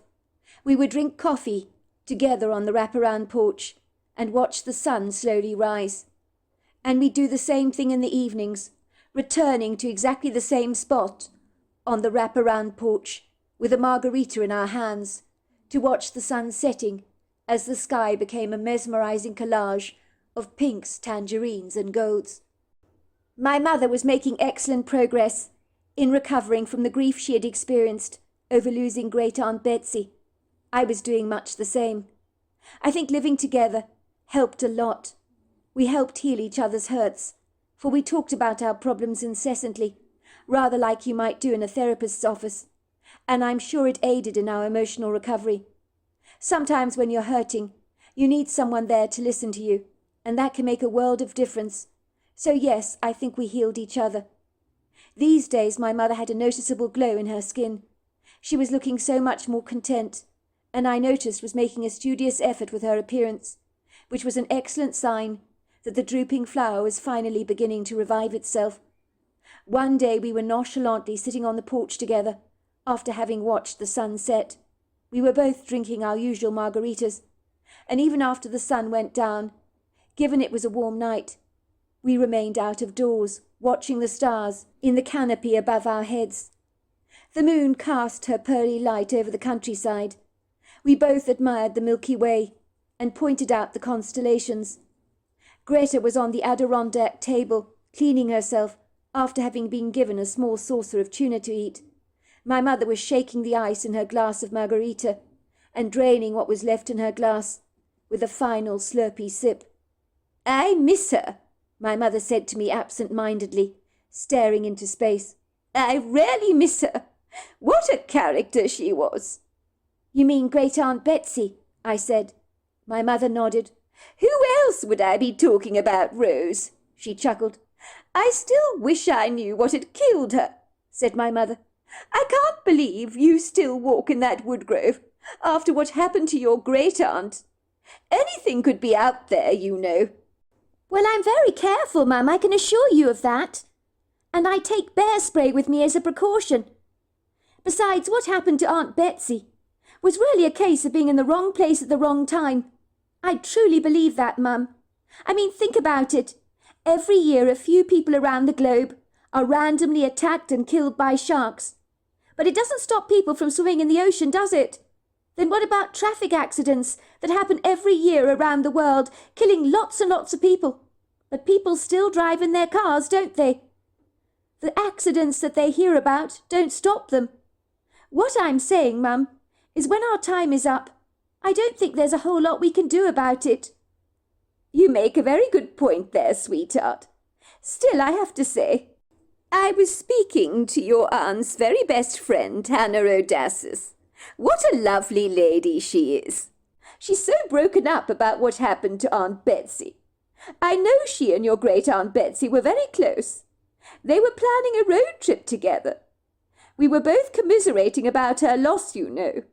We got talking and she agreed with me. She said your aunt was not behaving right a week before her death. She seemed desperately frightened about something." "She told you that?" I asked. "Yes, she did," said my mother. "Think about it, Rose. Even the solicitor, Mr. Herringbone, said that your Aunt Betsy was in a dreadful hurry to get the details of her will verified with him. Almost as if she had a profound sense that she might just end up losing her life. It is rather like she predicted her own death, don't you think?" "You're right. Maybe something was going on with her. I mean, if you and Hannah Odassis believe she was frightened about something before she died, then she obviously was. But what was upsetting her? That's the question." "Goodness only knows. Great Aunt Betsy, as we always said about her, was an open book. But she could hide her worries from us if she wanted to. And she did. Of that I am most sure." "I think Great Aunt Betsy had secrets. Mum, I really do. For a start, no one had a clue how wealthy she was. Yet she owned this expensive house, and beyond that I pretty much assumed she was not well off. I told her on many occasions, Mum, to sell this place, to raise some cash for herself, so she'd have more disposable income, and she never listened." "Well, that was because she was stinking rich all along. But you're right, she was never in your face, not as much as we thought she was. Not really. Oh, by the way, Rose dear, I've been meaning to ask you, did you happen to read the letter from your great-aunt Betsy? Remember, Mr. Herringbone gave you a letter she wrote you in person. You never mentioned what the letter said. I'm curious to know about it." "Oh, yes, I've got it somewhere in my drawer." "You're not telling me you haven't read it, sweetheart. Why wouldn't you read her letter to you?" I made a face. I couldn't bring myself to read it, Mum. I just couldn't. "But why on earth not, love?" "Well, you know, Great Aunt Betsy, she'd probably be going on and on in that letter about how the money she was leaving me was to be transferred to your account, because she didn't want Barlow to get his hands on it. I guess she was saying some less than complimentary things about Barlow. I just couldn't bring myself to read what she had to say. I was such an ignorant fool to ever marry him, Mum, and I just didn't want to be reminded of all my mistakes." "But, love, what makes you think she would be going on about Barlow in the letter she wrote you? I think that's very unlikely. Where did you get that absurd idea from? You won't know what the letter says unless you read it. Why don't you let me read it for you? I will tell you what it says. And if she's harping on and on about Barlow, I will then tell you not to read it. How about that? But I still think you should read that letter. It would be silly not to do it." I knew my mother was absolutely right. It really was ridiculous I hadn't read the letter yet. So I rose up out of the comfortable Adirondack chair that I'd been sitting on, nursing a margarita in my hands, and quickly went to my bedroom, pulling out the letter from my bedside table drawer. It was funny. We were living in Aunt Betsy's house now, but we were so comfortable here. It felt like her home had become ours. I gingerly handed Great Aunt Betsy's letter to my mother. My mother eagerly tore open the manila envelope. She began to read the letter. "Goodness gracious me," she said, opening the page and staring at it with wide eyes. "What is it, Mum? What is it? Why are you looking at the letter like that?" "This is not a letter to you, love. These pages that your Great Aunt Betsy left you, she tore directly out of her diary. Is that not strange?" "What?" I said, rushing over to my mother and snatching the papers from her hand. And slowly but surely I began to read what the entries in this diary said. I suddenly felt sure that the diary was going to shed light on my aunt's unfortunate demise, and it turns out I was not wrong about that. "Dear diary, how can I possibly tell anybody about this? No one would ever believe me if I tried to speak of such absurd things. People would invariably think I was going absolutely senile, and I couldn't blame them for that. In the same shoes, I would think the very same. So I daren't tell anybody about this, not even my best friend Hannah, because even she might think I was absolutely losing it. That's the trouble when you get to my age. People think when you speak about strange stuff that doesn't make any sense, that you're going absolutely balmy, that you might be developing dementia. I can't have people thinking that about me. I just can't. I knew I had to keep my mouth shut as a consequence about the matter. Although I will say I've been burning to talk to someone about this. But I guess I will lay it all down for you, diary, and imagine that you are my friend, whom I'm confiding in, even when all you are is a book of blank pages that I'm about to fill with my written hand. Well, it all began on one of my regular walks in the woodgrove, where I like to collect wild mushrooms, berries, and herbs. I like to make a Pacific tincture for cough medicine that I use during the winter months. It works marvellously to protect your immune system, and I swear by the stuff. I haven't had a cold in years. I really love my walks in the woodgrove. It's great exercise for the old joints. I love watching the woodland animals and the birds high up in the canopy of the trees. And we have so many exciting varieties, many which I've personally documented in a scrapbook of mine. It was on one very unassuming morning, very unremarkable it was, when I naturally expected the routines of my day to run down their normal predictable course. But on this day I noticed that the atmosphere in the woods had suddenly shifted quite dramatically. It was so very unsettling for me. This was the first time that such a thing had happened. I don't mind admitting my heart began to gallop violently in my chest. It was so loud, in fact, that it drowned out the noises of my immediate environment. All I can say is I'd never known the woods to become so airy. I was hit by what I can only describe as a tsunami of fear. It overcame me so much that I froze to the spot. At first I thought I was under the formidable grip of a panic attack. My breathing became laboured. Fast and furious it was. I clearly was not getting enough oxygen into my lungs. My heart began to race, and I felt, like many people do when they're experiencing a panic attack, that I was invariably going to die. I was wondering where this panic was coming from. It was so alien to me to experience something like this. I've never been the kind of person that has been frightened by anything before. But something about this disquieting, unharmonious energy in the grove felt tangibly evil, menacious even. It was also disturbingly quiet, as if it was gripped by a sinister malaise. The bird song immediately dissipated, rather like the vaporizing steam from a kettle on the hob. I had the overwhelming sense that something was watching me. The feeling was so alarmingly spooky, it sent electric chills down my spine and physically made my skin prickle. Never experienced anything like that before. This, I'm afraid to say, was the beginning of many similar rather discomposing, distressing experiences for me during some of my leisurely walks in the grove. I would also at these times smell something rather repulsive on the wind that made me want to throw up in my mouth. It would smell like a rotting dead animal was in my midst, and there were sulphurous compounds that were attached to this hideously grotesque smell that rather reminded me of a rotten egg.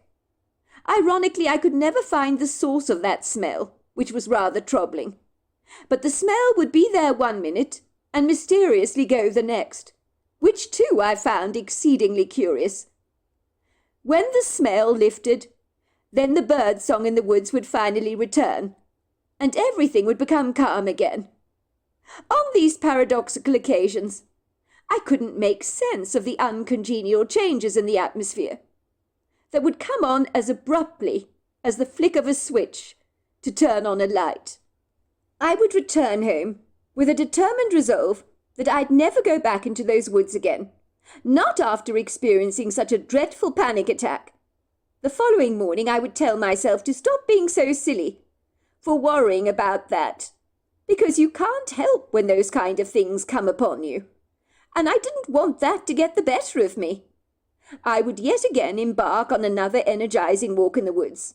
I would tell myself I did not want to become a prisoner to an irrational, all-consuming fear.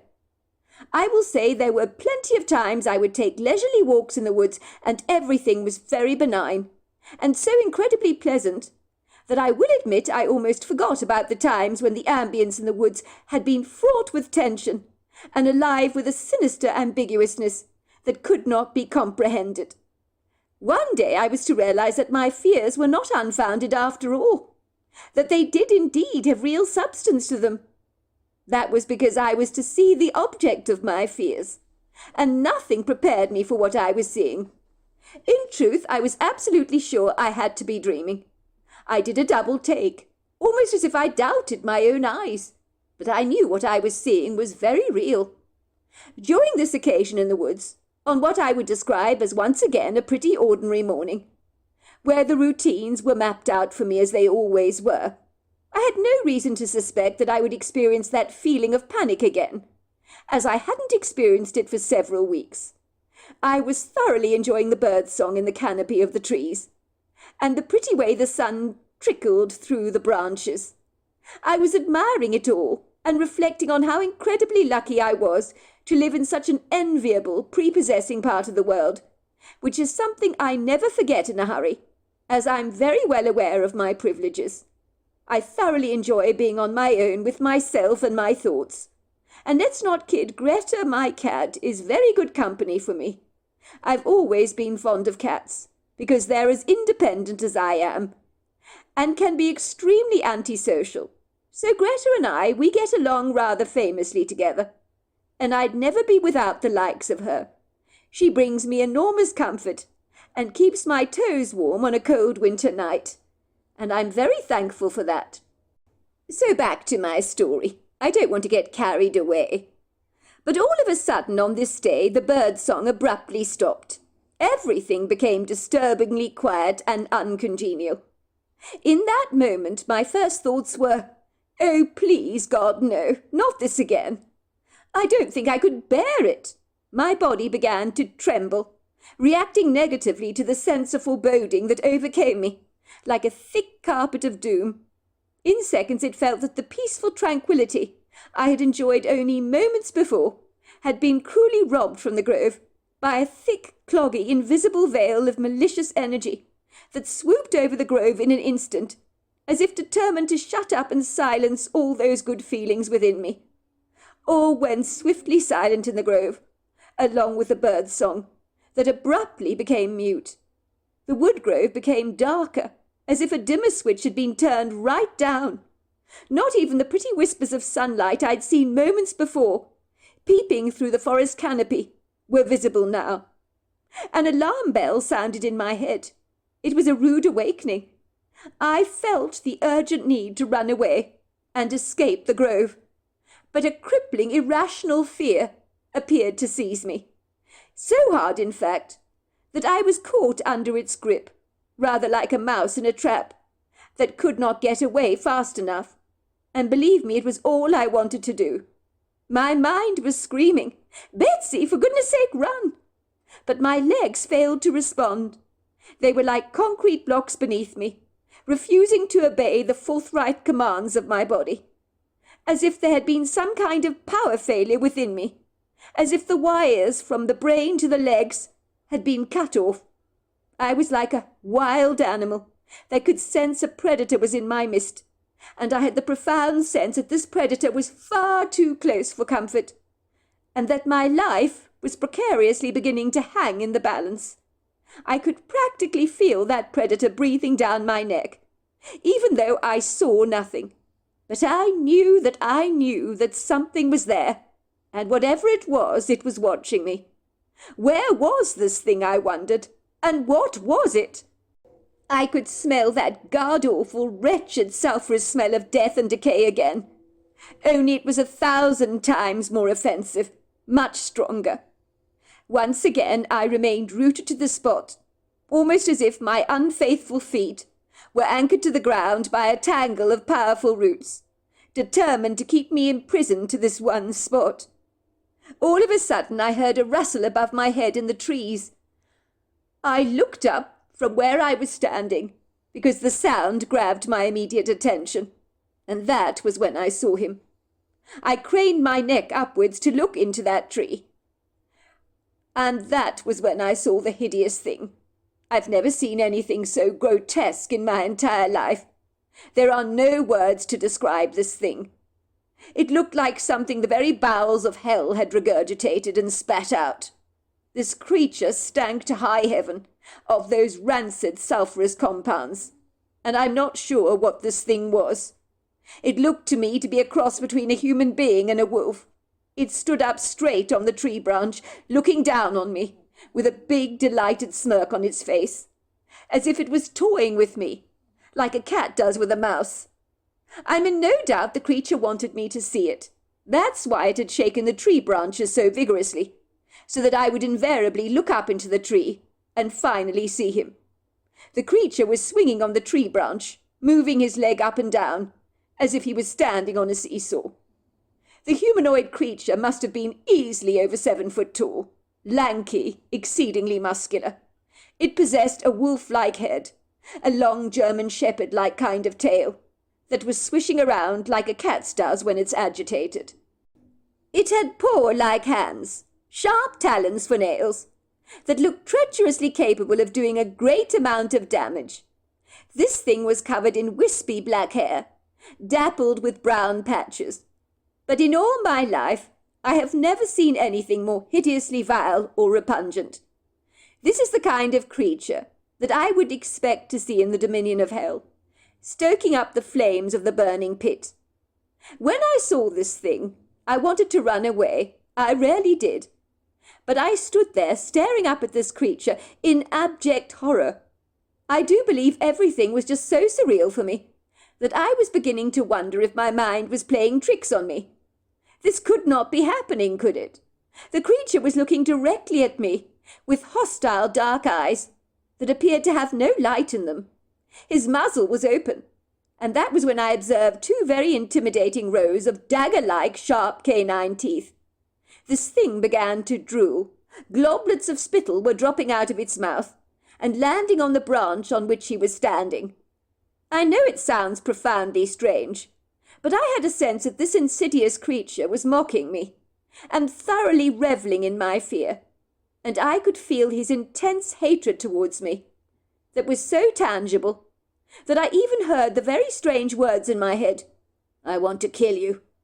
I want to kill you."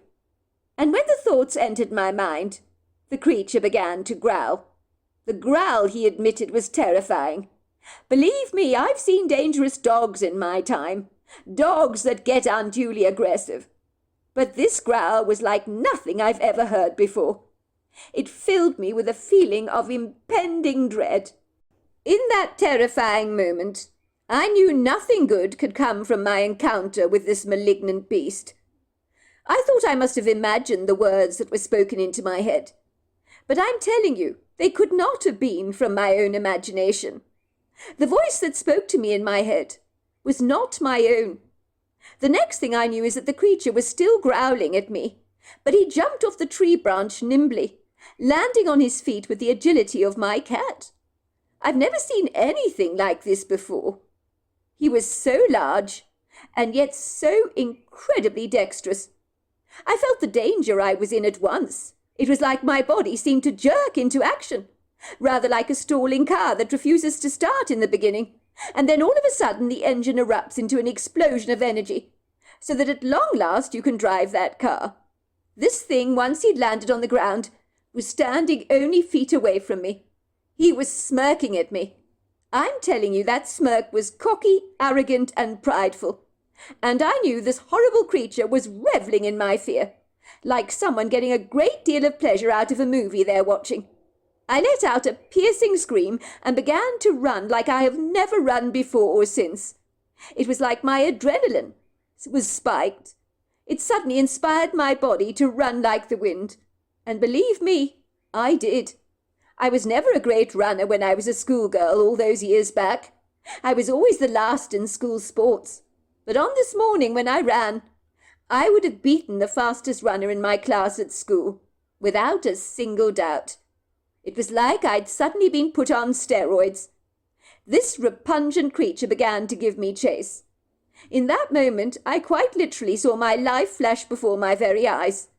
I thought I was about to die. When I finally reached the house, I looked behind me. The creature had stopped in his tracks. He didn't give me any more chase, but stood on the edge of the grove just smirking at me. It was like he was arrogantly saying, "I'm not going to kill you now, but I will do so when the time is right. I'm going to bide my time with you. Have my fun first." I hurriedly bolted myself indoors, my heart pounding a dime to a dozen. I was breathing furiously fast.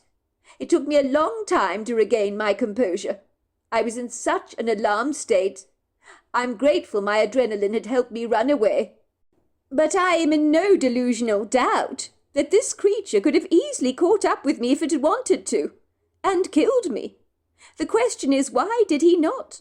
I really got the impression he was revelling in my fear, that he was toying with me. And I have a sense that this thing definitely wants to kill me. Of course, it goes without saying, once you've had an experience like that, you do want to confide in someone about it. I had no idea who to talk to about this strange phenomenon that had occurred to me. I did want to tell my best friend Hannah Odassis about what had happened to me, and I very nearly did. I was tempted to do so. I can't tell you how many times I picked up the telephone to dial her number, and then promptly decided against it. In the days that followed, Hannah had been asking me over and over again what on earth was wrong with me. It wasn't easy to pull the wool over her eyes. She's a very good friend of mine, and is as sharp as a hawk, and I guess she knew I wasn't acting completely right. Furthermore, she's known me all my life, so when I tell her that I'm fine, I know she's not buying it at all. I'm quite relieved we're both planning a road trip together. It'll be good to get away from this thing, as I know it's out there, in the woodgrove, watching me. I don't believe it's done with me yet. I feel like I'm an object of entertainment for him. I thought of calling the sheriff's office. I was tempted to do so, to tell the sheriff my bizarre, rather incongruous story, of which I am quite sure he would not believe. I'm sure he would struggle to believe any of it, and how can I blame him for that? I knew he would think I was a delusional, rather batty old lady. He'd probably give me these pitying looks, and say all the right things to humour me. But I know underneath it all, he'd think I'd lost my marbles. I was beginning to doubt what had happened to me. So how in the world would I get anybody else to believe my unlikely story? I knew after that terrifying encounter I'd not be going out into the woodgrove again. I just couldn't. That thing could potentially be out there, and next time he might just kill me. He would certainly be waiting to toy with me again. I thought that even if I didn't venture into the grove again, this thing would still bother me. and I have a sense it'll do just that. He's having way too much fun with me. I'm writing this all down, dear diary, to get a sense of perspective over everything, to try and make sense of the torment that I'm currently going through. I'm not sure talking about this is helping me at all, or even writing it down. It seems to make the anguish far greater. But thank you, dear diary, for listening. I did need someone to talk to, even if you are only a book of plain paper from which I can write down all my thoughts. At the very least, I'm grateful for that. 4 days later, dear diary. As I predicted, my dear diary, it's been happening all over again. I knew I hadn't seen the last of this horrendous creature. What on earth is it? That's what I would like to know, because I have no comprehensions that things like this actually exist in our reality. But I know unequivocally that they do. It is at night that this awful creature is creeping up to my window and knocking against it. He peers in at me through the living room glass sliding doors. I will not say this lightly, but I am so dreadfully affrighted by this thing. And let's just say this, he's enjoying every bit of my fear, as if he's getting off on it. It was on Thursday night I saw the creature again. He was looking at me through the glass sliding doors of my living room, knocking on the window to get my attention, and of course he got it. I heard a very strange squirming, hissing sound. That was when I realized to my horror that this god-awful creature had snatched Greta, my cat, and Greta was wiggling in his arms, trying to escape his hard and very powerful hold over her. I truly thought he was going to rip Greta apart in front of my very eyes. I think he knew Greta was my cat, and he wanted to cause me grievous pain by ripping her apart in front of me, and that is clearly what he intended to do. That was part of his insidious, treacherous plan, playing these kind of cruel games on me. I let out the most dreadful scream that even frightened me, because I've never heard a sound coming out of my mouth like that before. I didn't even know the sound belonged to me. The creature was so taken aback by the noise coming out of my mouth that his eyes widened. He accidentally loosened his grip on Greta, and thank God Greta managed to escape his hold. She shot through the cat flap in our kitchen. Deeply traumatized she was, poor thing. I think she knew she'd lost one of her 9 lives. I ran out of the house, this time without any fear, with my rifle in my hand, and I shot after this thing. My anger completely overcame my fear in that moment. I fired several shots after this creature, but he hurriedly ran into the woods like a bullet. I have decided that I simply refuse to allow this thing, whatever it is, to intimidate me any longer. I've had quite enough of this thing playing these awful games with me. I am absolutely going to kill it, if it's the last thing I do. That thing had the audacity to almost tear my little friend Greta apart. He's gone too far this time. I've had about as much of that creature as I can take. I'm going to go after this monster and kill it myself. I'm not going to have this thing toying with me any more, or robbing me of enjoying my life to the fullest, or making me now become a prisoner in my own home. I miss my walks in the woodgrove. I miss the freedom I normally have. This thing is so intimidating, but honestly, I don't care about that anymore. All I care about is killing it and wiping it off the face of the earth, because the earth will be a better place without this thing around. I'm going to get the better of it, come what may. I will only be satisfied once I've got his dead body and buried it under the old oak tree in the backyard. I need, of course, to get my affairs in order, in case I don't make it, and I am fully aware there's a real possibility that I won't. I can't underestimate this hideously grotesque thing. It's crafty, clever, cunning, and definitely playing mind games with me, like the devil did with Eve in the Garden of Eden. I remind myself that I am an old woman, and that Rose will look after Greta if anything untoward were to happen to me. Rose, if you ever get to read this, It means one thing, that I'm probably dead. Probably by the hands of this insidious creature. But I want to thank you for taking good care of Greta for me, because I know you will. I hope you will be able to take care of this thing, if he remains in the woodgrove.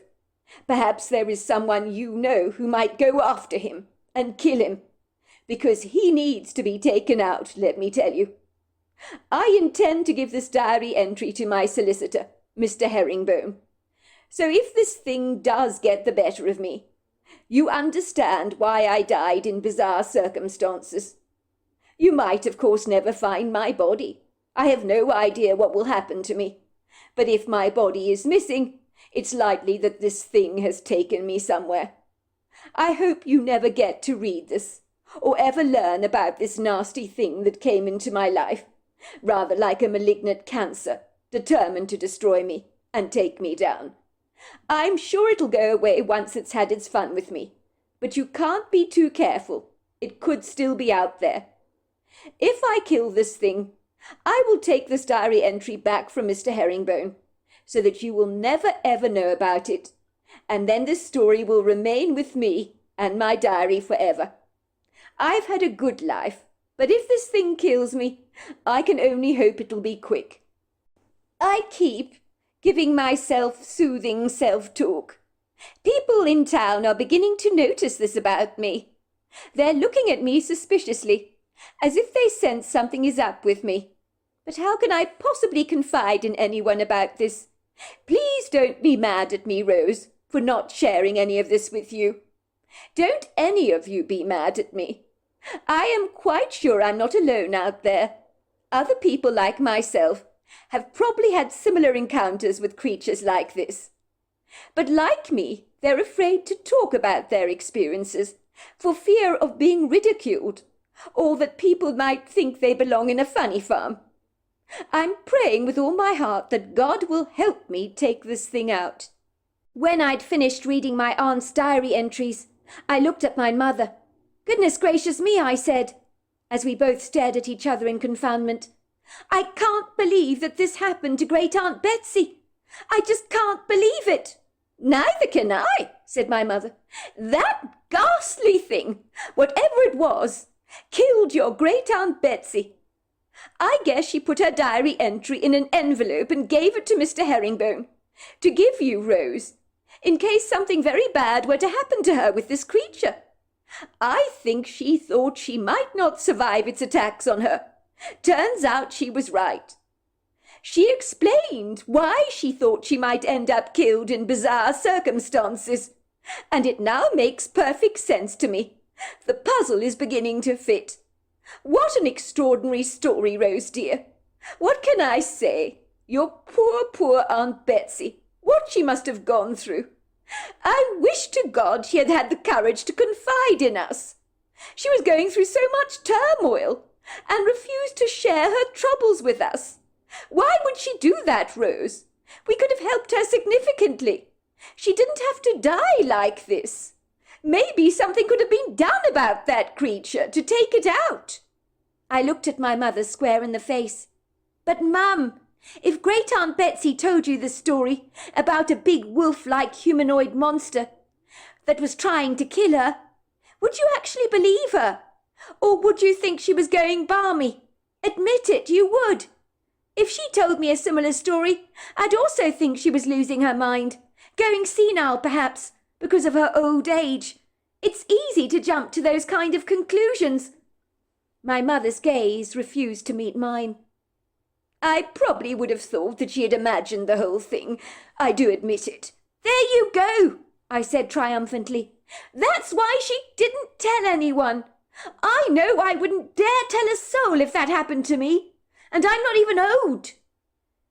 But I almost certainly believe her now, my mother quickly interjected. There is no doubt in my mind that this hideous beast killed your Great Aunt Betsy.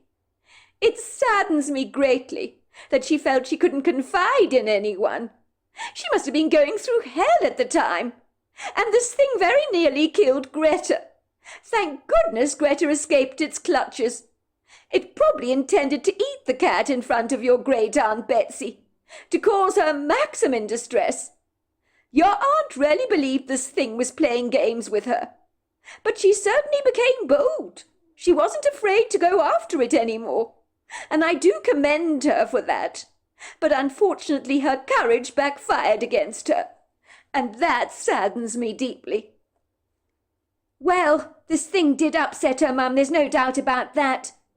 I do think the final straw for Great Aunt Betsy was when it tried to tear Greta apart. I guess Great Aunt Betsy just had had enough. You can hear by her diary entry that she was determined to take this thing out. The sheriff did find Aunt Betsy's rifle lying on the wraparound porch, you know, and that he found very odd." "Yes, I remember he said so, didn't he? He said it concerned him seeing a loaded rifle along with a plethora of shells lying so casually on your great-aunt's Adirondack table on the porch, as it's very dangerous to have firearms lying around so casually. You know Aunt Betsy. She was a shrewd woman. She'd never leave stuff lying around like that." "What are you saying, Mum?" "I'm saying she must have run out of the house to chase after this thing, whatever it was, with her firearm. I guess she must have been on the wraparound porch with her rifle, aiming it at the creature. Perhaps it pounced on her unawares and dragged her directly into the woodgrove and killed her. That's why the sheriff found her deceased body lying in the woods. What a state it was in! That is what killed her. I think the creature took great delight in gouging out your great-aunt Betsy's eyes, out of their sockets, I mean, and draping her intestines all over the tree. Do you know what I think? I don't think he wanted to eat her, Rose. Think about it. Remember when Max Weatherspoon had all his chickens' heads chopped off by a fox? Lying all over the chicken coop they were. So many heads, all dismembered. He was so dreadfully upset about it all. He realized he'd failed to close the chicken coop. Blamed himself for years, he did. The chickens were easy prey for that fox. He didn't eat all the chickens, only one. It was just a game for him to snap off their heads. So the following morning Max was greeted to a very macabre sight, blood everywhere. I think likewise this creature, whatever it is that great-aunt Betsy encountered, enjoyed toying with her very much, having fun with her, causing her a significant amount of distress, and then finally choosing to kill her. She was not food for him. It was all a big game. I think he wanted to make a statement, rather like people in a war zone, when they believe they've defeated the enemy. I've seen pictures of the Taliban dancing around dead American soldiers, you know, with glee on their faces. This thing got some kind of high from killing great-aunt Betsy, like a euphoric, drug-like rush of some kind. I don't know what we're going to do, my mother continued. You have been walking in the woodgrove, Rose, not knowing any of this. But this thing could still be around, couldn't it? It does impose a very serious threat to us if it is. What if it's watching us? God forbid, Rose, if something were to happen to you. I couldn't cope with that. My mother suddenly burst into tears, as if the gravity of learning how great-aunt Betsy had finally met her end had really got to her. "Mum, please don't cry. I hate seeing you so upset," I said, handing her a box of tissues quickly. My mother extracted a tissue and blew her nose very loudly in it. "I'm so scared," she said to me, her eyes growing wide with grievous concern. "It has been so lovely living here, in your great-aunt Betsy's beautiful home. We could never have afforded a place like this on our own. I understand why your great-aunt Betsy loved living here so much. Everything was going so well for us, and now we hear about this. I am so concerned that that thing could be out there. What if it comes after us, Rose? Maybe we have to move away after all. Sell great-aunt Betsy's place. Make a brand new start for ourselves. What do you think?" "You know what I really think, Mum? That you're overreacting. I am absolutely certain this thing is long gone. I'm sure it didn't stick around. I think the thing was enjoying targeting great-aunt Betsy. He saw her as an opportunity to have a game with her, like she said in her diary. It was playing with her, like a cat plays with a mouse. Great Aunt Betsy, I'm afraid to say, was that poor mouse. She didn't stand a chance. He played with her until he got bored, and that's when he killed her. I've watched cats, Mum. I've watched them play with mice and then finally kill them. And once they've killed the mouse, they wander off and look for some other challenge. Maybe the creature's moved away, far from here. I don't think a creature like that would stick around for very long. I mean, let's face it, that would be very limited for a creature like that. You think so? Asked my mother, wiping a tear from her eyes. You really think so? You're not just saying that to make me feel better, are you? Of course I think so. And I would tell you the truth, Mum. I wouldn't just humour you. This creature, whatever it is wild. Wild animals never hang around in the same place all the time, do they? They have an instinct to survive. Think about it, a creature like that would be bored hanging around Great Aunt Betsy's woodgrove all the time. Well, I suppose you do make a good point there. Besides, you have been carrying bear spray in the grove with you. But is that enough protection? Perhaps you should take a rifle with you, in case this thing comes back. It could come back, couldn't it? I won't deny there's a slim possibility he could come back, Mum, but I doubt it. But if it makes you feel any better, I'll take the rifle into the grove with me. It'll put your mind at rest, but you mustn't worry about me. In truth, every walk I've taken in the grove has been incredibly pleasant.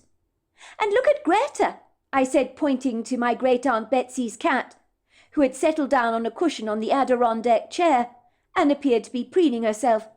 That thing nearly killed her.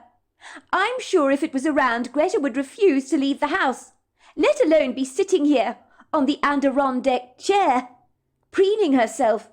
Cats are clever, Mum. They sense things. They pick up on energy. Remember Aunt Betsy said this creature had a nasty, repugnant smell. And if he were around, Greta would probably be cowering in the house right now, hiding under the bed. I'm sure she'd recognize the scent of that creature and know it meant danger. Well, I suppose that's another thought. But you haven't seen anything strange when you've been walking in those woods, have you? My mother asked me. Absolutely not, Mum. I'd tell you if I had.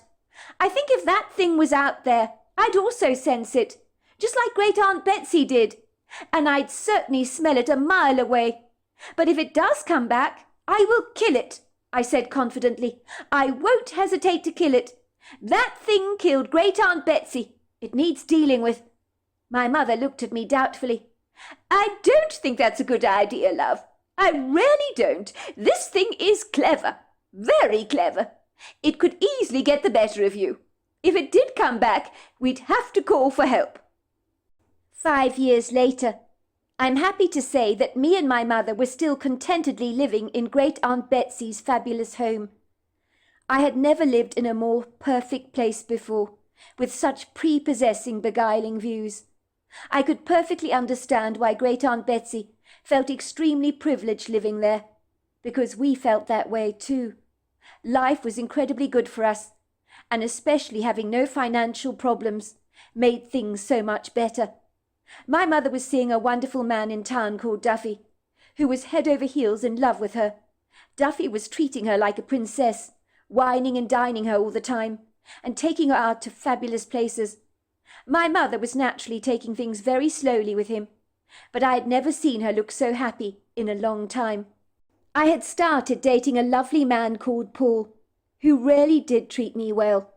Life had never looked better for me. I had shed Barlow off my life like an old skin from a snake, and I didn't miss him at all. I had been set free since that divorce. I had also shed an excess of weight. I was almost as slim as my mother now. I had not been following any weight loss diets. I guess the weight just fell off me, because I didn't need to eat to excess anymore. Nor did I carry around Snicker bars in my purse to feast on when I became unduly overwhelmed or depressed. I realized my overeating problem had had a lot to do with my obvious unhappiness of being married to Barlow. I've come to the realization that deep down I must have always been aware of his infidelity, but refused to admit it to myself. If ever I did see Barlow in town, it wasn't very often, and he'd walk past me on the opposite side of the road and barely acknowledge me. But I understood he'd been through more women than I'd had hot dinners, so I was very glad he was out of my life for good. I genuinely pitied any woman who ended up with the likes of him.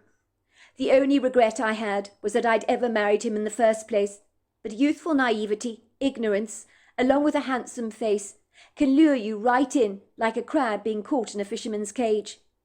Me and my mother talked a lot about Great Aunt Betsy, but instead of talking about how she died, we talked about how she lived. Together we enjoyed many nostalgic memories of the wonderful times we'd spent together as a family. I had really enjoyed living with my mother over this tumultuous period, when in our grief we both bonded and supported each other. We were now closer than ever. My mother had become my very best friend. After doing much research on what it was that killed Aunt Betsy, I came to the swift conclusion that it was a dog man that must have killed her. My mother was of course concerned for a long time that this hideous thing would come back, and this thought troubled her for a long while, until she thought about the matter no more.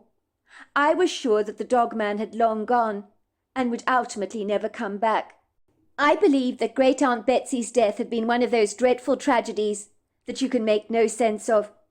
Me and my mother kept our lips tightly sealed about how Great Aunt Betsy had died.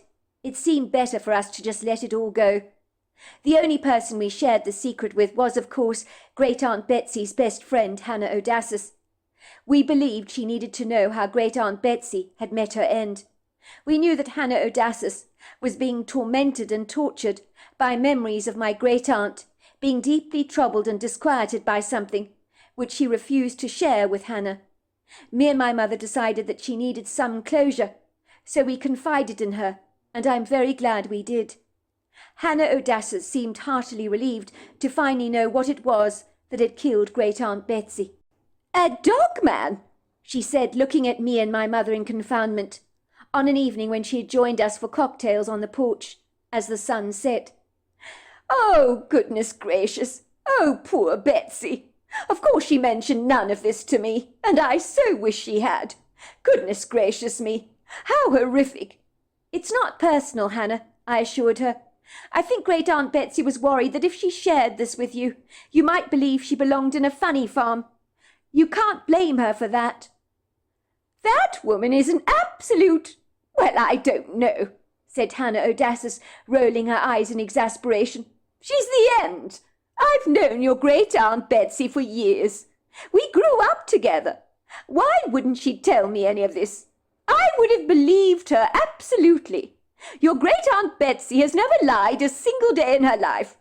Of course I would have believed her. Not only that, I'd have got my husband involved, along with his two beefy friends. I'd have got them to search that entire wood grove and take that thing out for her. If she'd confided in us, this hideous monster might be dead, and your Great Aunt Betsy still alive. Why, oh, why did she not confide in me?" Hannah Odassis eventually told her husband our story. Her husband and her two beefy friends, both who were bikers covered in tattoos, searched the wood grove for any signs of the creature, and agreed it was long gone. Over the course of those 5 years, me and my mother were happily distracted with our new relationships, and thought very little about the dog man that had tormented Great Aunt Betsy. Great Aunt Betsy's cat Greta was never afraid to go exploring the woods, and I knew if there were changes in the cat's demeanour, that was when I should pay attention. One night, 5 years after Aunt Betsy's death, I woke up in the middle of the night feeling incredibly thirsty. It had been a warm, muggy night during a hot summer. I guess I was rather dehydrated. After drinking a couple of glasses of wine earlier that evening with my mother, while sitting on the wraparound porch as we watched the sunset, we'd enjoyed a pleasant girly evening together without our boyfriends. But how I wished I hadn't been persuaded by my mother to drink that extra glass of wine. My head was now feeling thick as a consequence, and I didn't feel great. I've never been terribly good with more than one glass of wine. I could feel a dull headache pulsating at the back of my head, and taste a slight feeling of nausea that welled up in the back of my throat. If I didn't drink some water, and have a couple of paracetamol, I'd wake up in the morning with a hangover from hell. I climbed out of bed, feeling both disenchanted and very disgruntled. My hair was wildly tousled all over the place, my mood grumpy. I made my way down the staircase, with eyes groggy from sleep. Once I reached the kitchen, I pulled out a packet of paracetamol from the top cupboard. I tucked a couple of pills at the back of my throat and swallowed them down with a glass of water. I had not even bothered to put the kitchen light on, as the light of the full moon cast its pearly prisms through the kitchen, so I could see reasonably well. I've never liked to put on the household lights when I get out of bed, as the bright light is so invasive. It makes me feel very uncomfortable. All of a sudden I heard this strange howling noise, and I thought to myself, what the hell is that? I briefly glanced out of the kitchen window, and I kid you not, there standing out in our yard on the outdoor table that we use for outdoor barbecues was what I believe to be the dogman that had killed Great Aunt Betsy. This dogman was sitting on its haunches on the table, staring up at the full moon and howling. I have never seen anything like it before or since. I didn't hesitate to do what Great Aunt Betsy had intended to do years before. I grabbed the rifle from the rifle cabinet, loaded it, and discreetly crept out of doors, and then I began to ease my way towards the side wall of the house. This thing, I'm glad to say, did not see me. I aimed the rifle at him as he was wailing up at the moon. I knew I'd hit the creature because it let out an agonizing yelp. Blood began to spurt everywhere. It ran hurriedly back into the woods, and then it dropped down to the ground and collapsed. I had successfully killed this thing, and I absolutely know that this was the thing that had killed Great Aunt Betsy. It had come back to its old haunting ground. I felt so happy. I hurriedly went back into the house and woke my mother up out of a very deep sleep. We both began to dance around the dead thing, which we buried in the late hours of the night, and I have never felt so satisfied by anything before. I knew we would feel safe from now on. So there you are. That's my story. Wow, what an incredible story. I so enjoyed that. Well, hello there. I hope you enjoyed the Omnibus edition. We've got many more coming our way for you to listen to. Sending you love wherever you are in the world, in North America, Canada, Kenya, wherever you may be. I send you lots and lots of love. Thank you for listening to my Omnibus, and I really do hope you enjoyed it, because that's the whole idea about it, is to give you some interesting stories to listen to. So until next time, goodbye and good night.